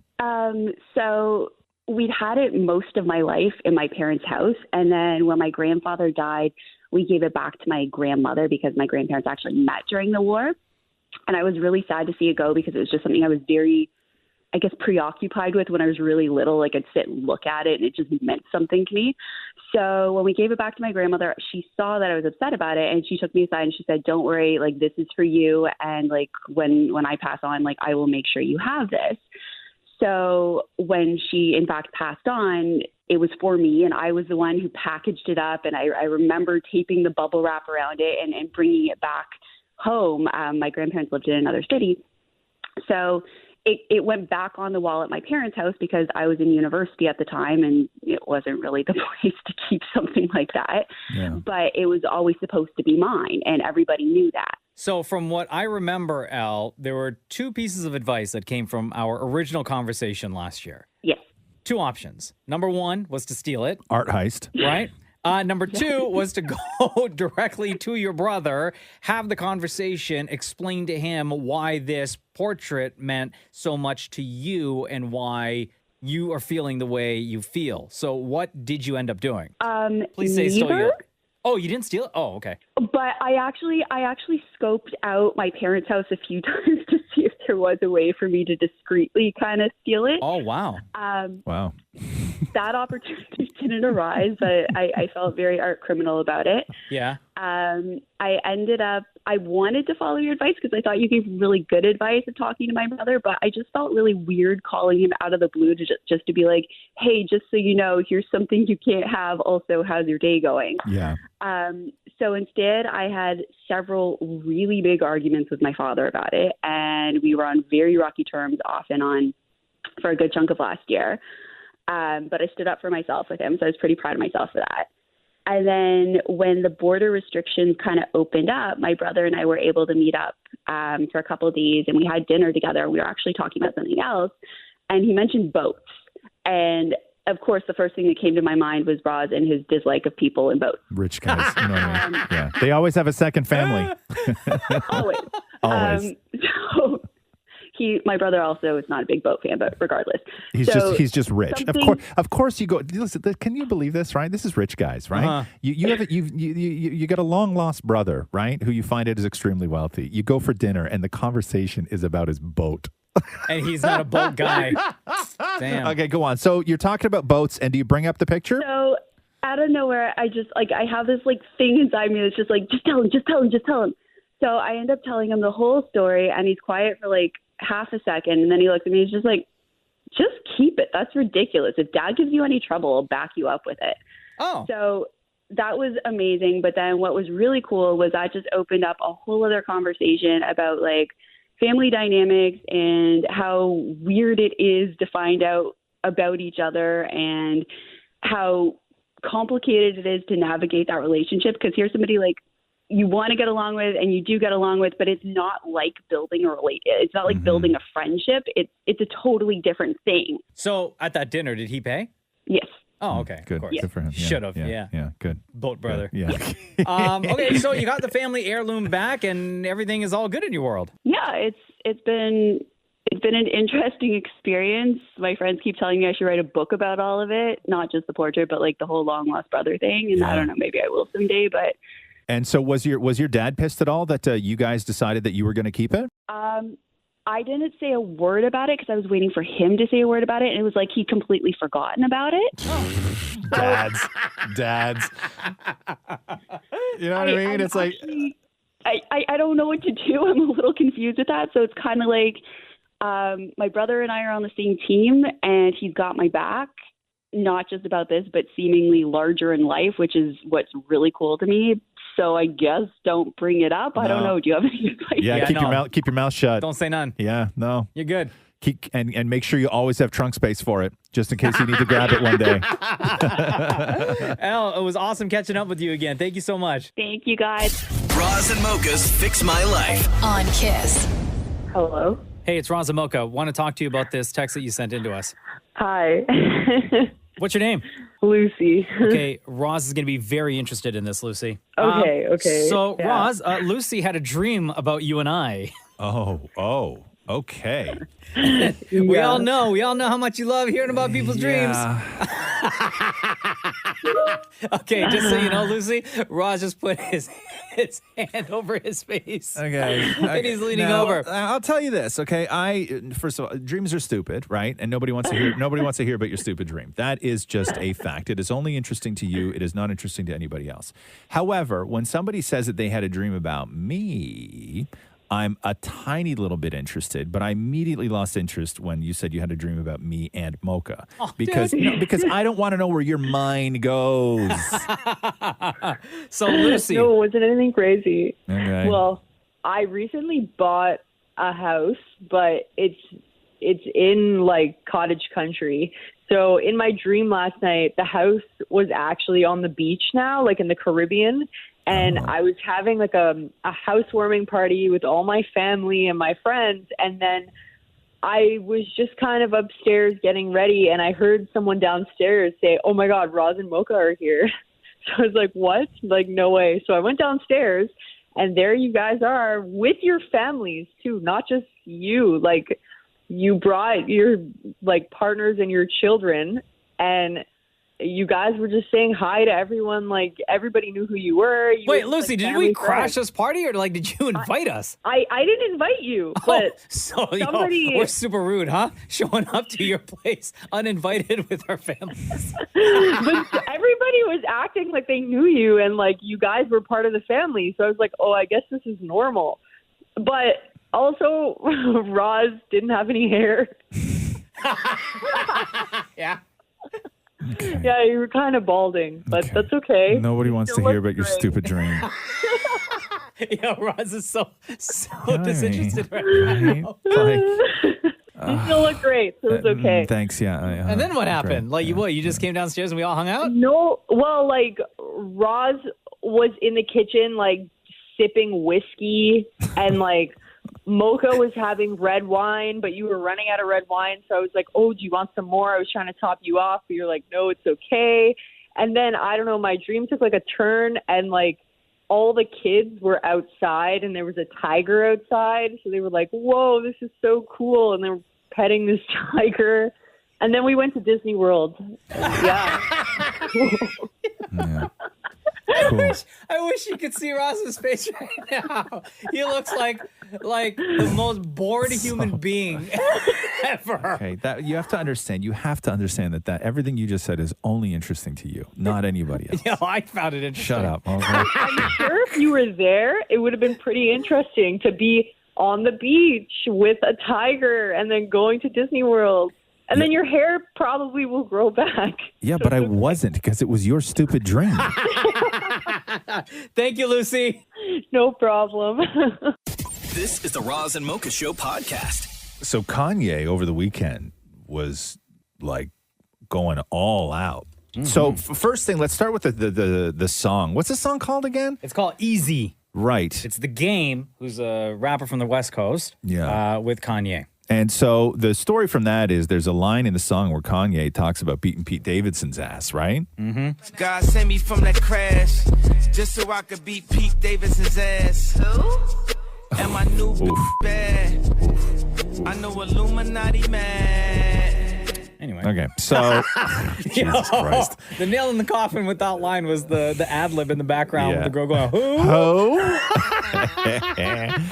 So Chicago, Kanye's and Kim's 4-year-old, the birthday was over the weekend. The birthday party was over the weekend. And I guess what had happened was Kanye's in the car and he's filming himself in his car because he wasn't, one, invited to his daughter's birthday party. Nobody gave him the address to the birthday party. He felt like he was being shut out of the birthday party and was texting everybody who he knew who would be there to find out where it was. And so this is Kanye talking about his feelings where he understood that he was being shut out. Yeah, I'm just wishing my daughter a public happy birthday. I wasn't allowed to know where her party was. There's nothing legal. They're saying that these are the kind of games that's being played. At the light, it's the kind of thing that really has affected my health for the longest. I'm taking control of my narrative this year. I'm being the father, the best father, the yay version of a father. And Chicago, happy birthday. I love you. I'm just putting this online because I need y'all support. I didn't call Kim, text the nannies. I got on the phone with Tristan. He asked Chloe, won't nobody give me the address to my daughter's birthday party right now? And that's going to imprint in her mind that I wasn't there for her. I was supposed to be in Miami recording my album. My whole schedule is all based around me being able to take my kids to school, making sure that I'm in their life. That's the whole point of having money. They take so many fathers just throughout America. They've been taking the fathers out the homes purposely. So I'm speaking up. I'm using my voice to say this ain't gonna keep happening. This narrative is not finna happen. It's a lot of people that's not in a position where they ain't got no voice when people be playing games like this. Baby mamas be playing games. The grandmama be playing games like this. And it's like, as y'all know, they ain't finna play like that. So he did make it to the party because there's pictures of Kanye at the party talking to Kris Jenner and holding up Chicago to hit a pinata, which that picture alone, that one freeze frame is so wild. Someone I saw wrote the way I be throwing my laundry in the dryer. Yes. Okay, so he did go, and I guess according to TMZ, it was crossed signals is what's coming out of the Kardashian camp, where they had thought there was going to be two separate parties for Chicago, and that Kanye was going to come scoop her up at 4 and then take her to a party that he had then arranged to happen. Oh. So Kanye was sitting there texting everybody, Tristan Thompson, the Kardashians, the nannies, everybody. And then he shows up at the party. So at the party, somebody was like, who told Kanye the address? Yeah. And at that point, everybody was like, it wasn't me. So after the party, Kanye gets back in his car and films this. Oh, I'm so happy right now. I just came from Shy's party, and I just got to shout out to Travis Scott for sending me the address and the time. Oh, that's his boy. And making sure that I was able to spend that birthday memory with my daughter, to be there with the rest of the family. And I just saw everybody. It was, Chris and Corey and Kylie. Kylie let me in right when I got to the spot because the security, stopped me once again when I got there. And, it's just a matter of just having a conversation, open dialogue. And it was just, everyone just had a great time. And I'm just really happy that I could be there for my children. I just want to thank everybody for their support in this situation, and just let me just calmly and legally take control of my narrative. I know we disagree. People have different opinions on a lot of different things that I do, but with this one, this is my main focus. My life centers around my children, and I just had a great time today. Thank everybody for their support. Oh, wow. Right. So Travis sent the address. Kylie let him in. Which, to be honest with you, I mean, I would have a hard time not sending the man the address, no, of course. right? He wants to see his kids. Because listen, if pictures get out of this, and he's right about the narrative, because if pictures got out of this from the party and everybody else, the story would have been Kanye doesn't show to his kid's birthday party. That would have been the story. Or it would have been a story. It would have been part of the story. And then you got to start fighting that from that point of view, right? So did he throw another birthday party after that or no? He did not. I don't think so. Roz and Mocha's Fix My Life. What advice can you guys give me? Okay, so my question is... Got a problem you can't fix? Roz and Mocha got you. Yo, it's Roz and Mocha. Is this Prinkle? Yes, it is. Welcome to it. So my older brother, no offense to my older brother, but I don't want him in my wedding party. Oh, wow. Yeah, you wrote us this. Hey, Roz and Mocha, fix my life. I got a problem. My family keeps telling me that I got to have my older brother at my wedding party, but I feel like I could have someone better up there with me. Oh, wow. I need your advice. So wait a second. How many brothers do you have? 2. And is the other brother going to be in your wedding party? Yeah. Oh, bro. So what's the problem with but to this be fair, brother? My other brher is my twin. Okay. And what's the age difference between the other brother? We're 6 years apart. And did you not get along? It's not that we don't get along. It's just we're just not as close. So when I was 8, we had, like, my family all got separated for like 5 years. But I was with my twin, and so when we got back together, I just bonded well because I have a sister as well. And we just bonded super well. Like, we acted like no time has passed at all, blah, blah, blah. But it was different with my older brother. You know, he was very distant. He was all that. So, you know, it was just like we had a relationship, but not really a relationship. So you know what I mean? you guys don't hang and stuff like that now? No, like, okay, like, so for example, like, my brother will throw a party for his kid and won't tell me that until the day of. Are you doing this to try and make it even because you feel slighted by him, and so this is a way to get back at him, maybe? No, not at all. It's just like, to me, it's just like all my other, like, good boys and everything's going to be up there with me, and then I'm just going to see him, and I'm like, no. So did he ask at all? Like, did it ever come up? No, but He like, never you know, asked. like when I got engaged, I told my parents, told my sister and everybody. So like, oh, who's gonna be your wedding party? And I named off everybody except him. And then they're like, what about Priscilla? I was like, oh yeah. Wow. So you got pressure, right? Yeah. And so is this going to like ruin things in the family if you don't do this? I don't know if it's gonna ruin things, but you know, it'll put like a sour taste in. Is he going to mom and be dad? disappointed, you think, if you don't ask him to be a part of the wedding party? I have no idea. That's the thing. I don't know because I don't know how he feels about me in the first place. Oh, wow. You know what I mean? Yeah, I think that this you are certainly not the first person who has had hesitation with putting a sibling in their wedding party. Is there something else you can get him to do? You know what I mean? Like, say, hey, listen, you're not going to be in the wedding party. You're not one of my dudes. I got 4 guys up there with me, 3 of which I've been best friends with my whole life. The other's my twin. But I want you to do this. It would be an honor for me if you could do this. Because there's some sort of, job that is specific to your brother that you could maybe get him to do so he still feels included, like he's still got a role in it, but he doesn't have to be in your wedding party. I'm sure I can figure out something. To be real, I was told to, whenever my fiance would give me something to pick, she'd be like, oh, this flower or this flower. And I would pick this one. She's like, no, you really want this one. I was like, so why are you even asking me? So I don't know what the jobs are to do, so I can talk with her to figure out the jobs so that I can give him a job. But I do think that this is a conversation that does not need to happen between anybody else. So not your parents, not anybody. This conversation only needs to happen between you and your brother. See, like, the thing that worries me about it is that my brother sometimes can take things really personal. And so he's going to take this one real personal. Like, yeah, so if I talk to him about it, like, just have like a normal conversation, no like saying any hateful things or anything, he may not ever talk to me for like the next 2 years. Bro. I don't know how people got onto this thing of like, as long as you say don't take it personally, somebody shouldn't take it personally. No, you telling your brother that you don't want him in your wedding party, but you want your other brother in the wedding party. How is he not supposed to take that personally? This is 100% personal. Yeah, I agree. But, I was just trying to like convince myself that I wouldn't hurt his feelings. Yeah.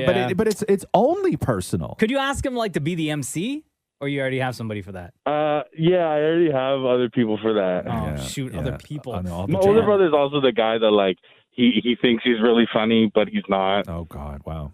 You should work that into your talk with him at some point.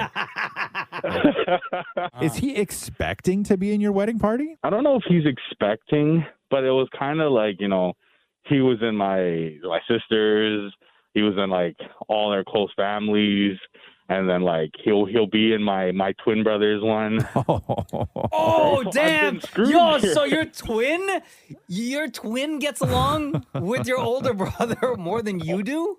No, but only because he's taking the pressure of my parents and being like, so you're the only one now. Yeah.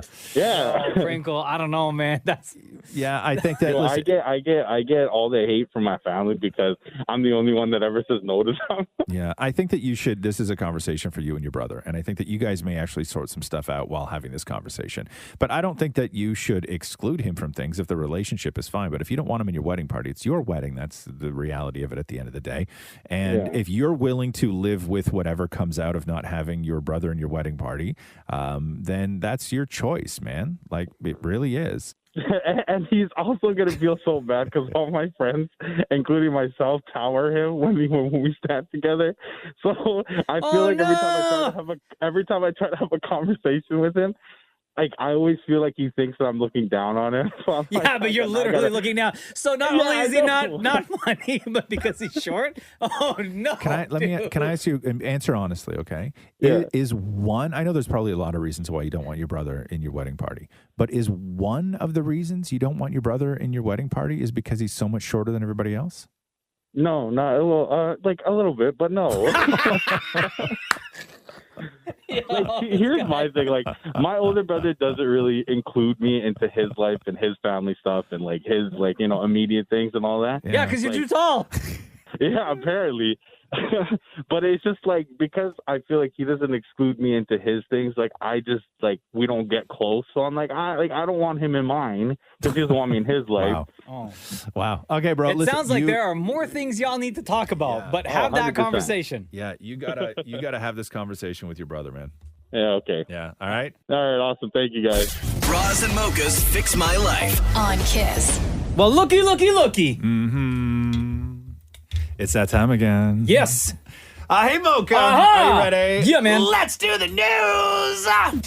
The Roz and Mocha Show podcast. News break. Britney Spears responding to her younger sister, Jamie Lynn Spears, interviews that she did with both Good Morning America and Nightline.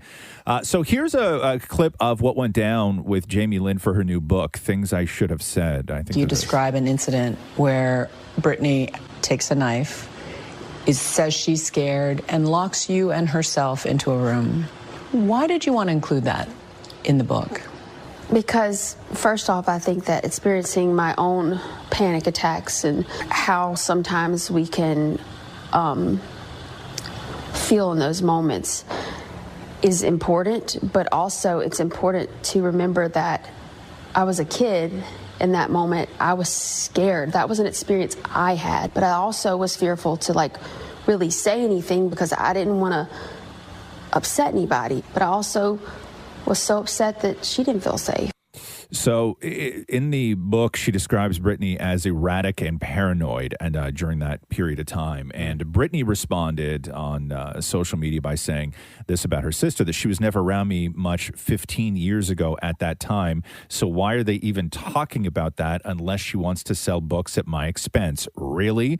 Hope your book does well, Jamie Lynn. Britney Spears added, she goes on to say, my family ruined my dreams 100 billion% and try to make me look crazy.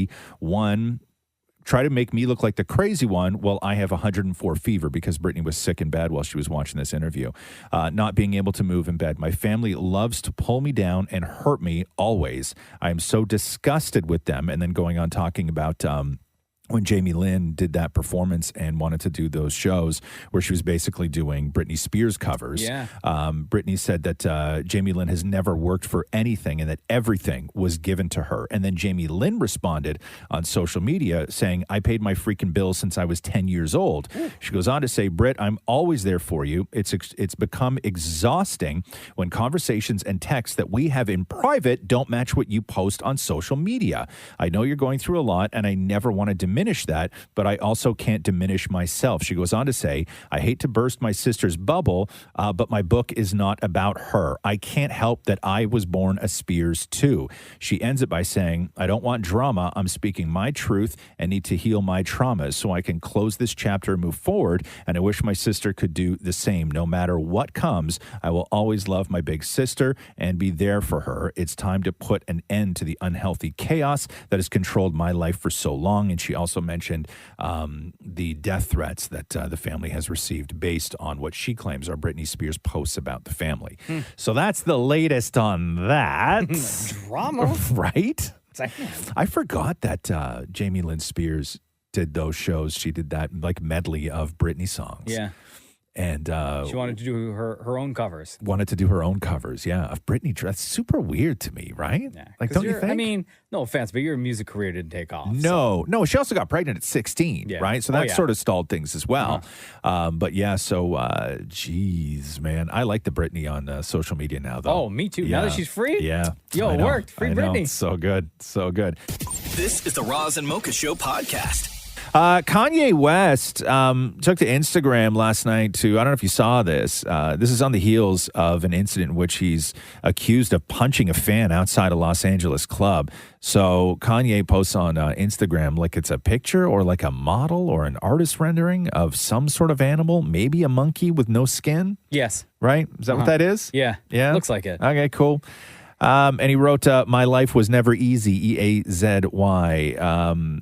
So the incident involving Kanye, which is under investigation by the LAPD, he's accused of punching and pushing a fan who was seeking an autograph at about 3 a.m. on Thursday.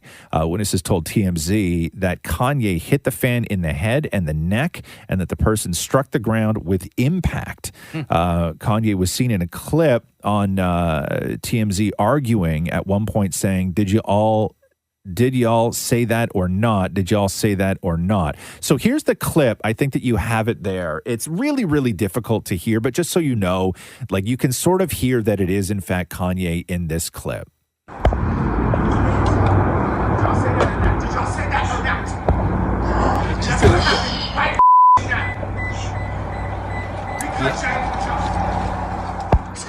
Yeah, it's super hard to hear. Yeah, super hard to hear. So what he was doing was telling a woman to get away from him, to which the woman who also told TMZ,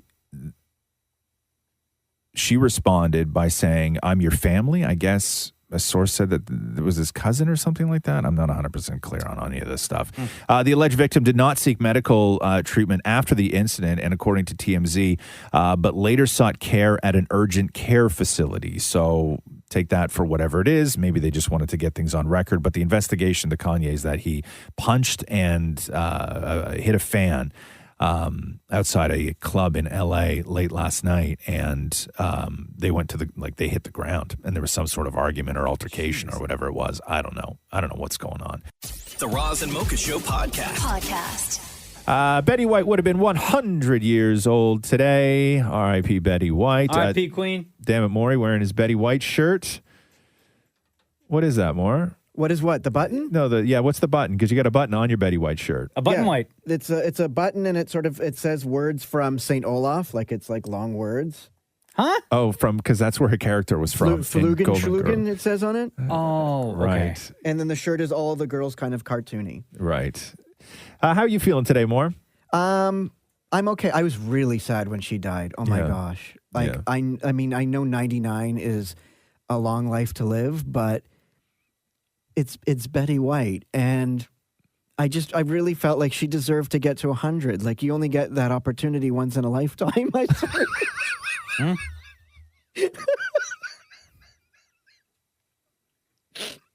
sorry.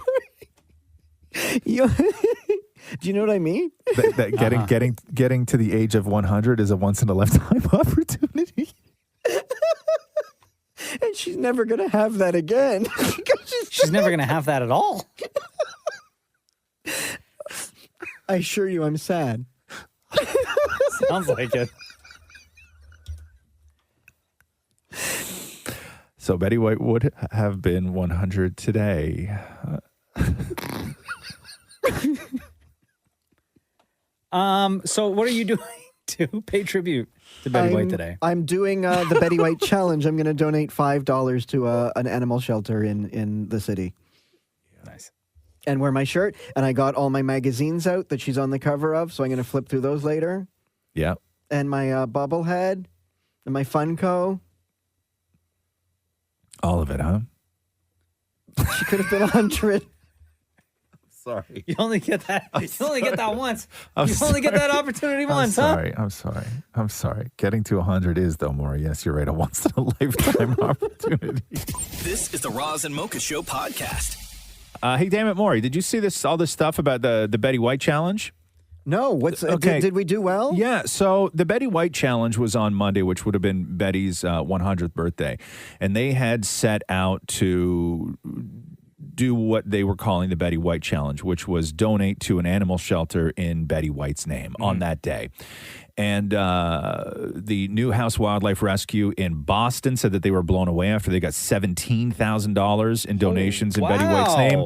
That's amazing. Pawfect Life Rescue, damn it, Maury. Pawfect They Life deserve all the Rescue. money for that name. Also in Massachusetts, got $8,000. Nashville Humane Society, $30,000. And up here in Canada, the Calgary Humane Society tweeted, "We're speechless. As it is right now, we have raised $91,845 towards the Betty White Challenge." I donated. I Yeah. donated as well Big to a up local Calgary. charity. Which one did you do? I did Save Our Scruff. I donated $99 because she was 99. Oh, you're the best. And so we were talking about the Betty White movie that was released in theaters in the States for one day and one day only. And it was going to be sort of part of the big giant celebration. I don't know where where you can see it now. I'm assuming it'll wind up on some sort of streaming platform where you'll be able to just, get it on off a website. But at the end of the movie, Betty White does a sort of message to fans, and she recorded this on December 20th. So she recorded this right before her 11 days. stroke. 11. Yeah, so Less she than because that, she had a yeah. stroke 6 days before she passed, and she passed on the 31st. So this was a few days even before she had a stroke. So the audio is a little bit hard to hear because somebody was filming this in the theater. Pirates. Okay. Somebody filming thank it. you, though, Yeah, because thank you. now we Yeah. get it. Filming the theater. We can play it, and then we'll come back and tell you exactly what she said. Thank you. I just wanted to thank you for coming to my party. And I also want to thank you for all the support that you give me. Thank you so much. I'm numbered. Oh, my God. Yeah. Bro, you know what? Yeah. I'm not going to be able to watch this. No? Absolutely not. I couldn't watch that clip. No, you couldn't more? Oh my God, I just broke down. I feel like emotional right now. You hearing do, that. huh? Because Yeah. that's not the Betty White. Did you see the photo that her assistant released of her last Where photo? She's sitting. She's wearing green, right? Is that one? It doesn't look like her. Yeah, it's from the same. It's from the that same so day. that's not like in my mind. I have a Yeah. vision of Betty White, and I can Yeah. also hear her voice. Yeah. That voice in that clip is not the Betty White that I know. Yeah. Which is why it's gonna break my heart to watch this. I'm not gonna watch it. I It's a can't. beautiful clip, though. If you do get it, if you We'll do, post it on, I have it. We'll post it on our social. Thank you, damn it, Maury. The Roz and Mocha Show podcast. Katy Perry was doing an interview with something called Heart, which is hosted by Amanda Holden and Jamie Theakson. And they had asked what Orlando Bloom's worst habit is. And listen to, first of all, do you have any, what would you say is a worst habit when it comes to something your partner could do, or maybe even your partner Does he still smoke? No, that I don't know. I don't know that. I wonder if her answer is going to be smoking, and then trying to cover it up with like mouthwash and cologne. Gotcha. Let's hear what she says. What's Orlando's worst habit? Okay, oh go. my God. Where do you stop? That's what she's thinking. He loves to floss, which thank God, because some partners don't, and it's disgusting. He has brilliant teeth, but he leaves the floss everywhere on the side of my bed and in the car and on the kitchen table. I'm like, there is bins everywhere. So You need to train him. Okay. yeah, well, I've done my best. So he flosses everywhere? So he flosses Like and nonstop. then leaves the floss everywhere. Ah, gross. So That's he leaves. disgusting. So he leaves it like on the coffee table. Oh. And Catherine does that. Does she? Yeah, I love her. Yeah, she'll clean up after. But like if we're in the middle of a show and she's After she's what? flossing, like after the show's over. Yeah. So apparently, Did she ever forget? Yeah. I mean, And you find them like in the couch and stuff? Yeah, it might have happened a couple of times. You know, whatever. It's no big deal. But yeah, apparently Orlando Bloom is a chronic flosser, which again, as Katie said, is not a bad thing, right? Like you want your person to be into stuff like flossing and all that other stuff, I guess. No, I don't care. I would never care about something like that. I would never. I shouldn't know how much you floss, but apparently Orlando Bloom flosses, but then he leaves it everywhere, like in the car. Like I imagine in like the cup holder in the car, like he'll floss in traffic No. and leave it there, and on the kitchen table and on the side of the bed. Oh, Right? no. On No, Katie's thanks. side of the bed. You think she just smells it? all coiled up? Do you think she smells it? Would you smell it if you found floss? Have you? No. No, like you would pick it up and like what would you smell it for? Just to see what it smells like. Like to see, like if it still has like that minty. I mean, depending on what kind you get, right? Or if it like smells sour. If you or something. smelt it, would you just grab up the ball of it and hold it in your hand and smell it, or would you hold it by both ends and stretch it out and run it all the way underneath, like across underneath your nose to smell it? Like you're playing a harmonica? Yeah, Yeah, that's- like would you smell it that way? Yeah. Like a back and forth way? Yeah. Yeah. Ugh. Deepa, look at your face right now. You poor girl. I'm so sorry. That's disgusting. Yeah. I know nobody said it wasn't. This is the Roz and Mocha Show podcast. Over on America's Funniest Home Videos over on the weekend, they did a beautiful tribute to Bob Saget. And then played a little montage. So you're going to hear a little bit off the top is current America's Funniest Home Video host. Who's that guy's name? Alfonso Ribeiro.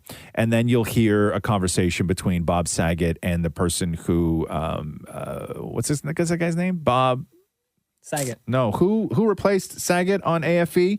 And then he hosted Tom Bergeron. Tom Bergeron, thank you. So you're going to hear... Tom Saget. Okay, so you're going to hear Roberto Luongo? No, you're going to hear Alfonso Ribeiro. Okay, shush. I got to get... Listen, man, there's too many names straight. Okay, got it. Okay, Roberto Luongo. Also, they would love this segment. It's talking to Bob Saget. I'm trying to do something beautiful for Bob Saget, and I just have no memory of people's names. And Tom Saget. Okay, so you're going to hear Bob Saget, Tom Saget, and who else? Alfonso Right, Roberto Saget. Luongo. Right. Okay. Saget. So you're going to hear Roberto Luongo, and then you're going to hear Tom Saget and Bob Bergeron. Right? As you've heard, the world lost a legend last week. Yes, we and did. AFE lost a family member. Bob Saget is synonymous with AFE to this day, and this show wouldn't have been the same without his unique sense of humor. It's been my honor to continue carrying the torch Bob so brightly lit. You did the voiceovers differently than I do. You have like 5 voices? Yes, and mine would be, oh, look out. Now don't forget to keep your arms straight out. Oh, look at me. I can't get Hyman, you know. Jerry Lewis. It turns into Jerry Lewis. It's a guy, I'm so handsome. Why? You know, it always gets hit in the crotch, or it's like, hey, I'm an angry guy. It's nothing. I had nothing. That's 4. Oh, and the other one, I guess, would be, oh, I'm beautiful. That's so nice. Yeah, and Bob's widow, Kelly Rizzo, finally posted on Instagram, and she said, my sweet husband, after much reflection this week, I'm really trying to not think I was robbed of time, she goes on to say, but instead to think how lucky I was that I got to be the one to be married to the most incredible man on earth. I was the one who got to go on this crazy ride with him and be in his life for these last 6 years. So that's Kelly Rizzo. This is the Roz and Mocha Show podcast. A claim by Chinese health authorities that Omicron was introduced to a resident of Beijing through a piece of regular mail from Canada was dismissed yesterday as being, quote, ludicrous and comical. The letter was sent on January 7th, received on January 11th. I will say that is an incredibly fast delivery from Canada to China. During these times? But this isn't the story, though. Dr. Gerald Evans, an infectious disease specialist at Queen's University, said that it was implausible that a piece of mail from Canada would have infectious virus. Implausible? Yeah, implausible. Okay. Impossible? That survived impact to result in a COVID-19 transmission event in China. Margaret McQuaig Johnson, a China expert at the University of Ottawa, says, quote, unlike the early days, scientists have clarified that it does not stay on surfaces. To suggest that it would be on mail that came over days from Canada is, quote, ludicrous. A statement by Canada Post says currently there is no evidence of COVID-19 being transmitted by imported goods and packages.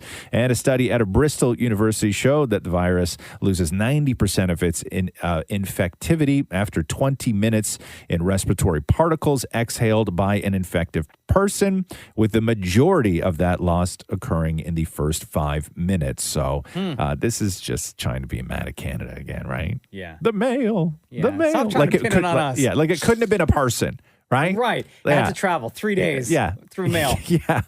It's the mail. It couldn't possibly have been like that. Like maybe they went to the market or something like that, right? Like buy a lotto ticket. I don't know if you can buy lotto tickets in China. Come on. But something like that, right? But the mail and one piece specifically, one piece of mail. Please try again. Yeah. The Roz and Mocha Show podcast. Always fun watching Steve Harvey get uncomfortable when he looks at pictures of his daughter, Lori Harvey, and her boyfriend, Michael B. Jordan. And Steve Harvey was on Ellen. They were talking about the holidays and whether Michael B. Jordan was over at the house for the holidays. And I guess Ellen put up a picture of the two of them together. And it was like just a little too much for the dad to see. Hey, was Michael B. Jordan there? I know he's dating your daughter now. So was he sharing Christmas with you? Yeah. Oh, no. Look at that. That's happening in front of you? I've never seen that picture before. Oh, no. Steve Harvey. Very uncomfortable with that picture right there. I'm not really feeling that picture. This is his second Christmas with us. Yeah? Oh, wow. Is he a good gift giver? Hell yeah. That's why I like him. That boy come through with some, he trying to impress a family gift. He don't come through, you know, I'm her father, so he bought me this big 100 cigar box of the most hard to get cigars, 100 of them in this big box, and gave that to me. He gave my wife some skis. Who do that? Only way you give your potential mother-in-law some skis is because you want her to be your mother-in-law. I don't know, man. I don't know. I'm pulling for him because he's a really good guy, man. Comes from a good family, you know. So I'm kind of pulling for him, but at the same time, I got my eye on him, you know. I can't whoop him, but if he ever turn around, I'm going to knock his ass out.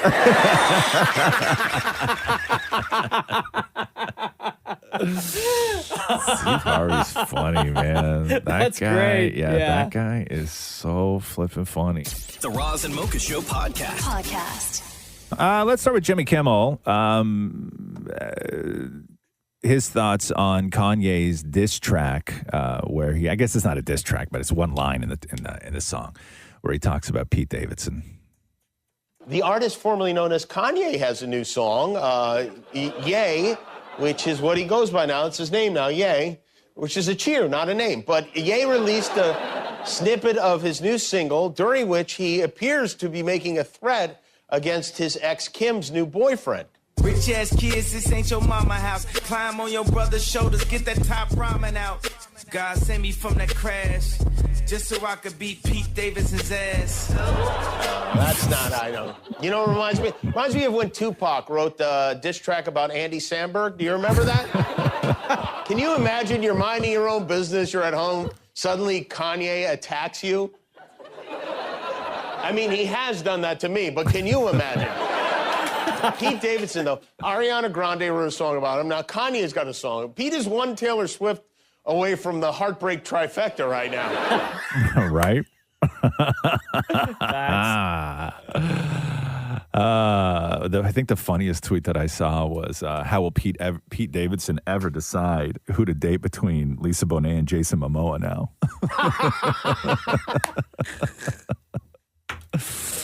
Brilliant. Right? The Roz and Mocha Show podcast. Oh, John Cena on, I think Ellen. Is it Ellen? I think no, Drew Barrymore's show.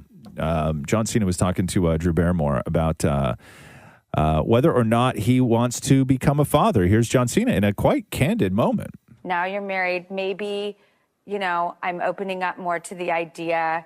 Where are you at now? Because I think you would make kind of the world's greatest father. That's, first of all, thank you for the comment. And I really enjoy my life. I have been riding a lightning bolt for quite some time now. And I've been given opportunities to do and see things that, man, I didn't even dream of. And I had some pretty lofty dreams. It's hard work. It's hard work to balance the time I need to run myself correctly. It's hard work to be the best partner and husband I can be to my loving wife. It's hard to keep connections with those in my life that I love. And it's also hard to put in an honest day's work. This is just my perspective, again, totally not qualified. But I think just because you might be good at something is not a strong enough reason to do that. You have to have passion for it. You have to have a fuel for it. It's like saying to somebody, man, you're pretty good with your hands. You'd be a great carpenter. Right. But if I want to be an actor, I'll be an actor. Wow. I wish somebody gave me that advice when they said, "Hey, you should play basketball." What? Before I embarrassed myself. Oh, right. Because in high school they put you on the team. Yeah, I'm just so tall, right? Straight up I being didn't tall. even have running shoes. I did my first practice in socks. What? Yeah. Excuse me, I didn't have socks? running. Yeah, I didn't have running shoes. What'd you wear like during school though? Like out there, there's like boots and stuff. Oh. So was it the coach that said, Yeah. "Hey, just play in socks"? Yeah, On the gym floor? Yeah. You should have just done it barefoot. You get Yeah. better traction. I know, true that. Just go full primal. Come on, man. The Roz and Mocha Show podcast. Adele. What you do now? So Breaking records, I bet. Yeah. So, okay. So the story for her residency in Vegas, there's a couple of different reports that have come out talking about how much she's going to make. The latest is that she will make $700,000 a night and have access to a $56,000 suite at Caesar's Palace. Oh, get that for bag. the duration of her run. Amazing. And tickets for the show, I think it's crazy. Like the prices for these tickets are nuts. Like I read something where tickets start at $1,300. No. Yeah. Come on. Yeah. Like tickets start at $1,300, and scalpers are already selling these things or trying to sell these things for like incredible amounts of money. But that will make her, I believe, one of the highest paid performers in Vegas. Like, Wow. I think maybe Rod Stewart is the only one who, because I think that Rod Stewart got something ridiculous, like $2.5 million a show or something like that. It was crazy. But it puts her up there. It puts her up there with the highest paid. Like I would see Adele in Vegas. I'm not going to pay $1,300 a ticket though. Right. I can't justify that. Right. That's a lot of money, man. And you know, I love Vegas, right? Yeah. And I have at least once a week, I get emails because I sign up to all the lists. Oh my God. I get emails. We miss you. We miss you. I get all the emails from all the casinos being like, same thing. The headline would be like, "We missed you. Yeah. Here's what we got for you. Check out this great deal." And it's Yeah. like amazing prices on just all sorts of different styles of rooms Yep. at all the big hotels. I stayed at the Wynn one time. Yeah. And I get letters from the Wynn, like in the mail. No. Like other people, like the Wynn will still send you mail, and mail's special, right? Like when I see something in the mail, I'm like, oh, the Wynn Resort and Hotel in Las Vegas. Yeah. I open it. They'll be and like gift vouchers or something? Oh, I read them all. I get them all. And I'm like, Don't fall for it, No, man. I know. The Roz and Mocha Show podcast. Jamie Lynn Spears still out there promoting her book and talking just extensively about her relationship with Britney. And Britney continues on social to distance herself, and then Jamie's responding to Britney. And so Jamie Lynn was on the Call Her Daddy podcast, and one of the things in the book that Jamie Lynn goes into was just how much she adored Justin Timberlake when Justin Timberlake was dating Britney. So in her book, she says, Justin just wasn't my sister's boyfriend. Justin was my first example of a kind and generous young man.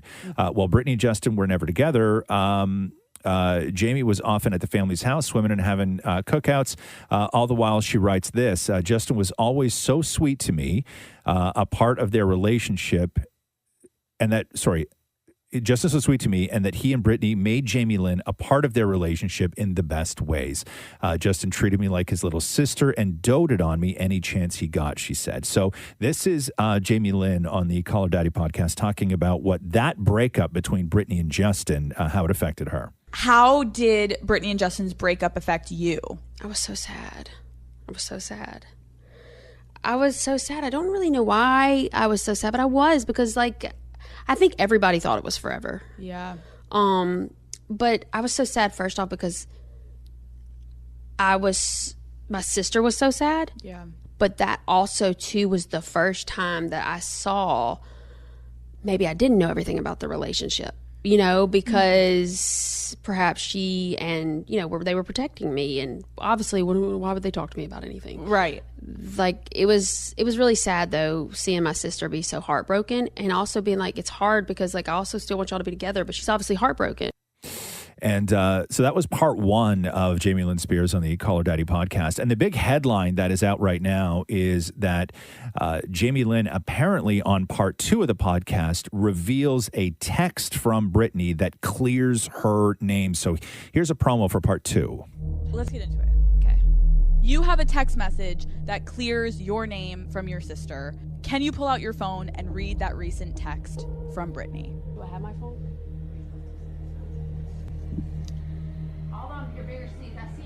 She says to me, And that's how you get.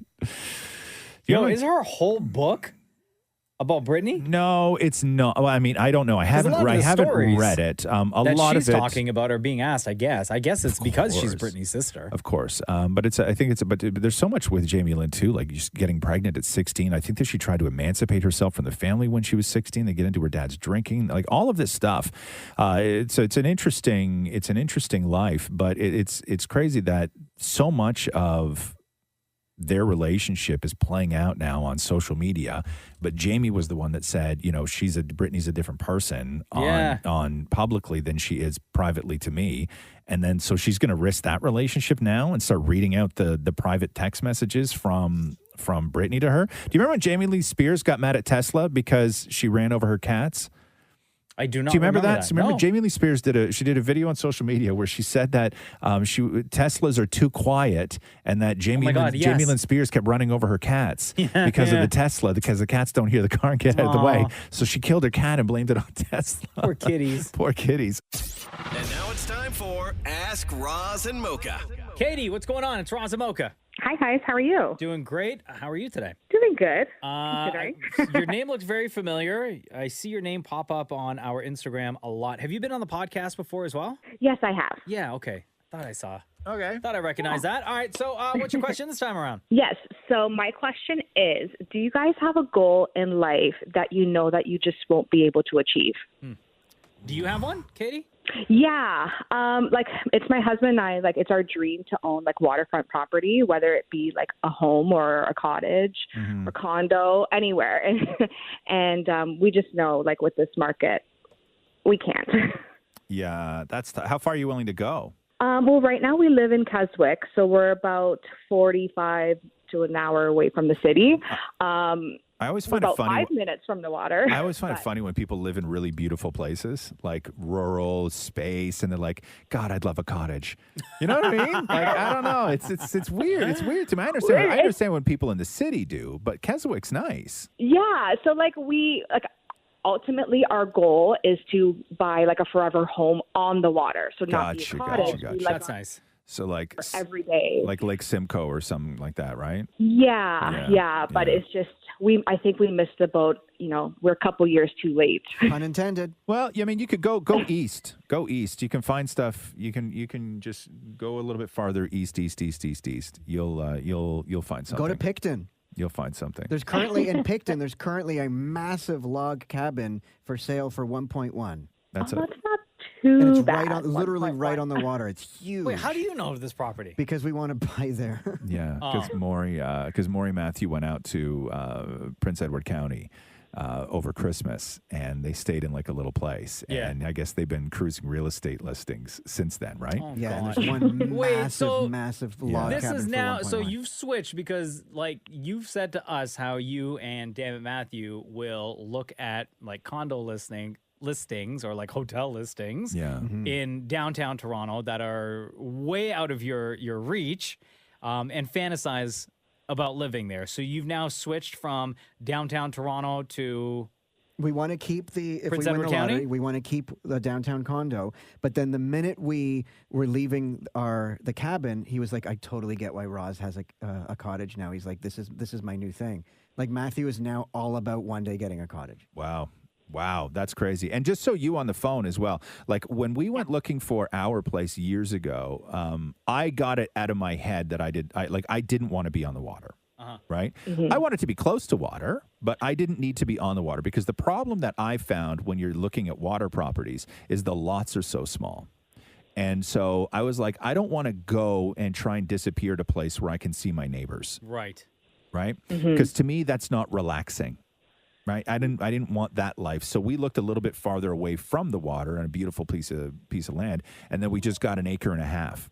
Right? So that acre and a half is like the perfect size to not be bothered by anyone. Right? Yeah.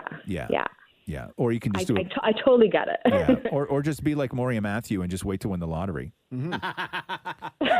Which is weird. It's super weird too. Maurie always talks about winning the lottery and keeping the condo. Yeah. Like, why? You win $40 million, you're going to cram yourselves into that tiny little thing? Yeah, we want to stay where we are, make it our forever home, and then buy a cottage. So great. So humble. Yeah, I know. Anything, Roz? You have a goal in life that you'll never be able to achieve? Yeah, sure. Stanley Cup champion is one of them, I would say. That's your goal? You know what I mean? No, I'm just saying that there's a lot. Like, I could list a bunch of things that I'm never going to. Astronauts for me, right? Yeah, but sure. Yeah. I always wanted to go to space. Yeah, but you'd have that opportunity now, though. Like, you could Not now. But you could pay one of those space tourist prices and go up there. Not. What about when they come down? No. I would not say that is not something that's achievable anymore, because you give this 10, 15 more years, and those tickets may be like 10 grand. I'm talking like be an actual astronaut, go up and like kick it in space for like a couple of months. Right. Well, you would have been able to had you been born in like the 20s. Back when astronauts, like in the 60s, back when astronauts were test pilots, right? The only thing you needed to do as an astronaut was to be able to withstand the punishment of being an astronaut. Like, you didn't need to be a scientist to be an astronaut. You didn't need to have a PhD to be an astronaut. Your body needed to be able to take an unbelievable amount of punishment. And maybe right read. Now you have to go to university. Now You got to go to university to become an astronaut. How about you, Shem? Any answers to this one? Do you have a goal in life that you'll never be able to achieve? Oh my! Oh man, or like wrestler. What about having a song in the top 10? You know what? It's funny you mentioned that, because I do get people who ask me, have you ever thought of creating a CD or a CD? You know what I mean? An album, right? An album. And I said to myself, not really, but I'd like to have a Billboard Hot 100 hit. You know what I mean? Only one. You only need one, just right? the one. Oh yeah, just the one goes viral, and like a fun. When I say a fun song, I mean like a serious song in the sense that it's not a spoof, right? It's not a parody of something, like my actual love song. I'd actually like that. Yeah, but I never could do it. Yeah, no. But like I think for you, Sham, in that sort of world of music, I'm with you on that. Like something fun. But not a goof, right? Yes. Like, I think for you, if you cranked out one song that was sort of like It Wasn't Me by Shaggy. Oh yeah, You know what I mean? Instant classic. Instant classic, and you only need one. Right? Oh man. Yeah. I'm gonna start working on that. Yeah, I'm down with that. Hey, Katie, that was a real fun question. Thank you so much. Thanks, guys. Take care. Have a wonderful day. I'll say that my current goal is to be able to look really good in high-waisted pants. Why? High-waisted pants? Has anybody ever looked good in high-waisted Shawn pants? Mendes and Harry Styles. And so that's my current goal. High-waisted, like that guy in the egg commercial? No. When he's like, eggs for dinner? That's weird? Like designer. That's not weird. No, he just pulls his pants weird. way up, that guy. No, but high-waisted pants, like designer high, where the actual waist, like the pants are where they're supposed to be, but the waist goes higher and they just look really designer. Like you have to be super skinny to fit into them. Where you have like 8 buttons going all the way up. Yeah, those. Prince used to wear those pants That's all right. the time. Yeah, so that's my current goal, is to look good in high-waisted pants. Yeah, You could kind of get away. You might be able to. Have you seen those pants that pregnant ladies wear in like 7-8 months? Yeah, where the belly like band. there'll be jeans that go up to your waist, but then there's that extra bit of stretching. Yeah, right. yeah. You should wear one of those, Maurie. Maternity. You know what happened if Maurie put something tight around like his whole belly? Like his armpits would swell up, right? Like all that's gonna go somewhere. Yeah. Right? Like it would all move up and just like be in his armpit, or you'd get huge boobs. Yeah. Or just like a real giant neck. Like everything would just go up like a big tube around your neck. Bigger than what he's got now? Until you took the pants off, and then everything would make its way back down again. Yeah, maternity pants. There you go, Maury. Yeah. You know what you're doing after work today? Buying maternity. You're logging on to Time Maternity's website. Yeah, go for it. Adil Khan asks, hospital food for the rest of your life or food from the worst rated airline/restaurant forever? Hospital food. I'll tell you, when my dad was having his bypass surgery and he was like knocked out, I was eating all of his food. Hospital food's good. What was the second option? Hospital food or what? He said hospital food for the rest of your life or food from the worst rated airline/restaurant forever. Okay, But you know that hospital food and airline food come from the same distributor. Yeah, that's why this is kind of weird. Like, why would you say airline or restaurant? Yeah. I have been on some flights where the food is actually quite delicious. Yeah. But I've also been on. I took one flight one time. I took a flight. I don't know where I was in the world. Okay, but I had to fly from like one little place to another little place, and it was super jet lagged. I've been traveling for days. I don't even remember where I was. The seat on this airplane that I was on, you know when you sit on like a bus seat, right? And the seat's plastic, and then it has like a tiny little formed pad over the seat part and the It's back like part. velvet or something? Yeah. Yeah. That's what this airplane was like. Was it easy? Was it Okay. EasyJet? No. Oh, no. I was like Eastern Europe somewhere. Wow. Okay. Okay. And then I fell asleep. Okay. I'm not even joking. I fell asleep, and the flight attendant came by and like pushed me, like shook me on the shoulder. Yeah. And she was saying something to me over and over and over again. Right. And I snap out of it and I wake up and she's saying this word over and over and over again in a language that I don't know. And then she says, eat, eat, eat. So she says whatever she was saying eat. Yeah. And then I look down and my tray is out in front of me. And I'm not even joking for you. On the tray was a tiny little plate, okay, with one half of a gray sausage and one single piece of Melba toast. Eat. Right? It was they gave you half of what looked like a boiled sausage Yeah. and one single piece of Melba toast. It could have been a finger. Okay. Was there even cutlery? No. No. You had to eat it with your hands? Yeah. I guess fingerprints. Yeah. Right. Yeah. That's why they don't give you the whole sausage. Right? So Yeah. It was it was half a gray sausage and one piece of like Melba toast, like a long skinny cracker. And it was wet, like it had condensation all over it. No. Right? Yeah. Did you eat it? No, I didn't touch that at all. Oh man, I'm kind of leaning towards worst rated restaurant. Like but what would be what's the worst rated? Hold on here. Let me look up rated? what I'm dealing with here. Because the problem is that you can get worst rated restaurant based on food, but what if it's like worst rated restaurant because it's like there's bugs and stuff in it, like it's based on cleanliness. Yeah. See, when you go to TripAdvisor, I just typed in like worst rated restaurants in Canada. Yeah. Again, some of these are subjective, right? Because the one thing I find about TripAdvisor, people are very picky. Oh yeah, it's the same thing with Yelp, right? Like I'm looking at right now on Yelp, right? I'm looking at Wing Machine. Wing Machine on Yelp has 1 star, right? I'm sorry, I've had Wing Machine. Wings are good. Like I don't know, like 10 dozen, like I don't know, like a dozen times. Yeah. The worst rated restaurant in Canada is a place called Pacific Breeze Fisherman's Net in BC. Too much fish. I can't have. Like read one of the bad reviews. What makes it the worst? Here, Maury. Here, Wahlburgers has 2.5 stars. Oh wow! Based on 311 reviews. Let's see here. The fish and chips were downright disgusting, chewy, full of bones, and the fish was about 4 days old. Reads one review. Another one. The headline is "We survived. Do not go." Oh wow! This place is out of control. We are backpackers from Scotland, England, and Australia, and for some stupid reason ended up in something out of a horror movie. Seriously, this place should be sterilized and shut down. If you value your own safety, do not go to this joint. Also, I didn't think with fish and chips there should be bone in the fish. I thought it's deboned. Yeah, you're supposed to take the bones out, I think. Okay, so hospital food or the worst rated restaurant? Yeah. This is for every meal? Yeah. I'm gonna probably go with hospital food on this one, just because it's consistent. Yeah. You know? And you always know the flavor. Yeah. You know what you're gonna get. Yeah, it's consistent. Like I don't want like relish soup. You know, Yeah, like, I'm just not. that's so I'm gross. not down with that. Sticking on the food topic here, Sergio asks a question for you, Roz. Yes, sir. Would you rather cook for Damn It Maury every day for a month or wash and scrub your entire body in the shower for the rest of your life? Oh, cook for Damn It Maury for a month.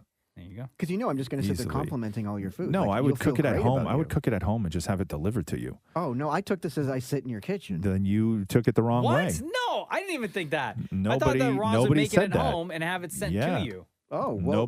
Nobody said that. Oh, well. So you think Roz going to serve you food? Like, I I'm thought, gonna- like, I drive over, park. Now, why 6 wouldn't you o'clock want me to in. come to your house? Because Matthew's there? Yeah, like, no, Yeah. I'm not going to have something ruin this. Right.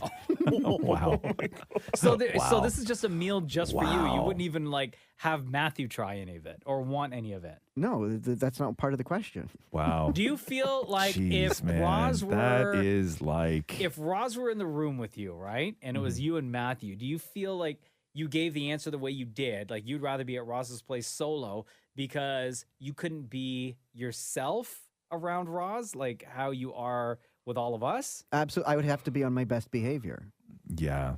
Yeah. See, Maury doesn't like I think I know that we talked about this on another podcast when we talked about friends and stuff like this. One of the reasons why I think that Maury has such few friends in his life is because Maury could never be himself around a friend if Matthew was involved. And so he would always have to be two different people, right? Right. Like, I'm telling you, Drunk Maury's awesome. Yeah, I love Drunk Maury. Right? Matthew we all doesn't. love Matthew does But not Matthew like doesn't Drunk like Maury. Drunk Maury. No, Matthew doesn't like Drunk Maury. Nico asks, how did you all meet your spouses? I know this has Ugh. been talked about before, but I would love to hear each story more in depth. Yeah, she's my cousin. Let's just change the story because I've told this story so many times. So let's just start a new one. Okay? I met her at Nan's place. Yeah. We played, we hung out. Christmas when we were kids. Okay? Damn it, Maury? Am I making up something? No. Oh, I was going to, because I had a whole lie made up. Okay. Okay, go. Say that one. We met on Grindr. Wow. No, but we didn't. No, that's like a made up thing. Wow. No, we met at the Much Music Video Awards. I'm telling Matthew, you're telling people you guys met on Grindr. Better yet, should we call him? No, not today. Why? Oh, Why not oh. today? It's Is snowing. it because The number he's you got, have dialed is is it, not- is it snowing. because he's very busy It's today? very busy. Look at Maury. Don't call him today. It's snowing. So anytime I hit the phone to dial Matthew's number, Oh, he starts sweating. so nervous. He's so nervous. So many secrets. So many secrets. Nico, the only thing I can tell you is that my wife Jen and I met here at work. She was our HR rep. Yeah. For us. Which is awesome. And we met at like an after work party, hit it off, and then started dating. Eventually got married. Yeah. Roz, didn't you and Catherine meet at a Paris Hilton party? Yeah, Paris Hilton was there. Yeah. Yeah. Thanks for ruining my story more. And Paris Hilton walked up to them and said, "Hey, aren't you guys cousins?" Hey. Hina says here, Roz and Mocha mentioned one time the first thing they do when they get in the car is lock the doors. Why? Doors in most cars are self-locking. I drive a 2010 truck. Yeah, not every car No.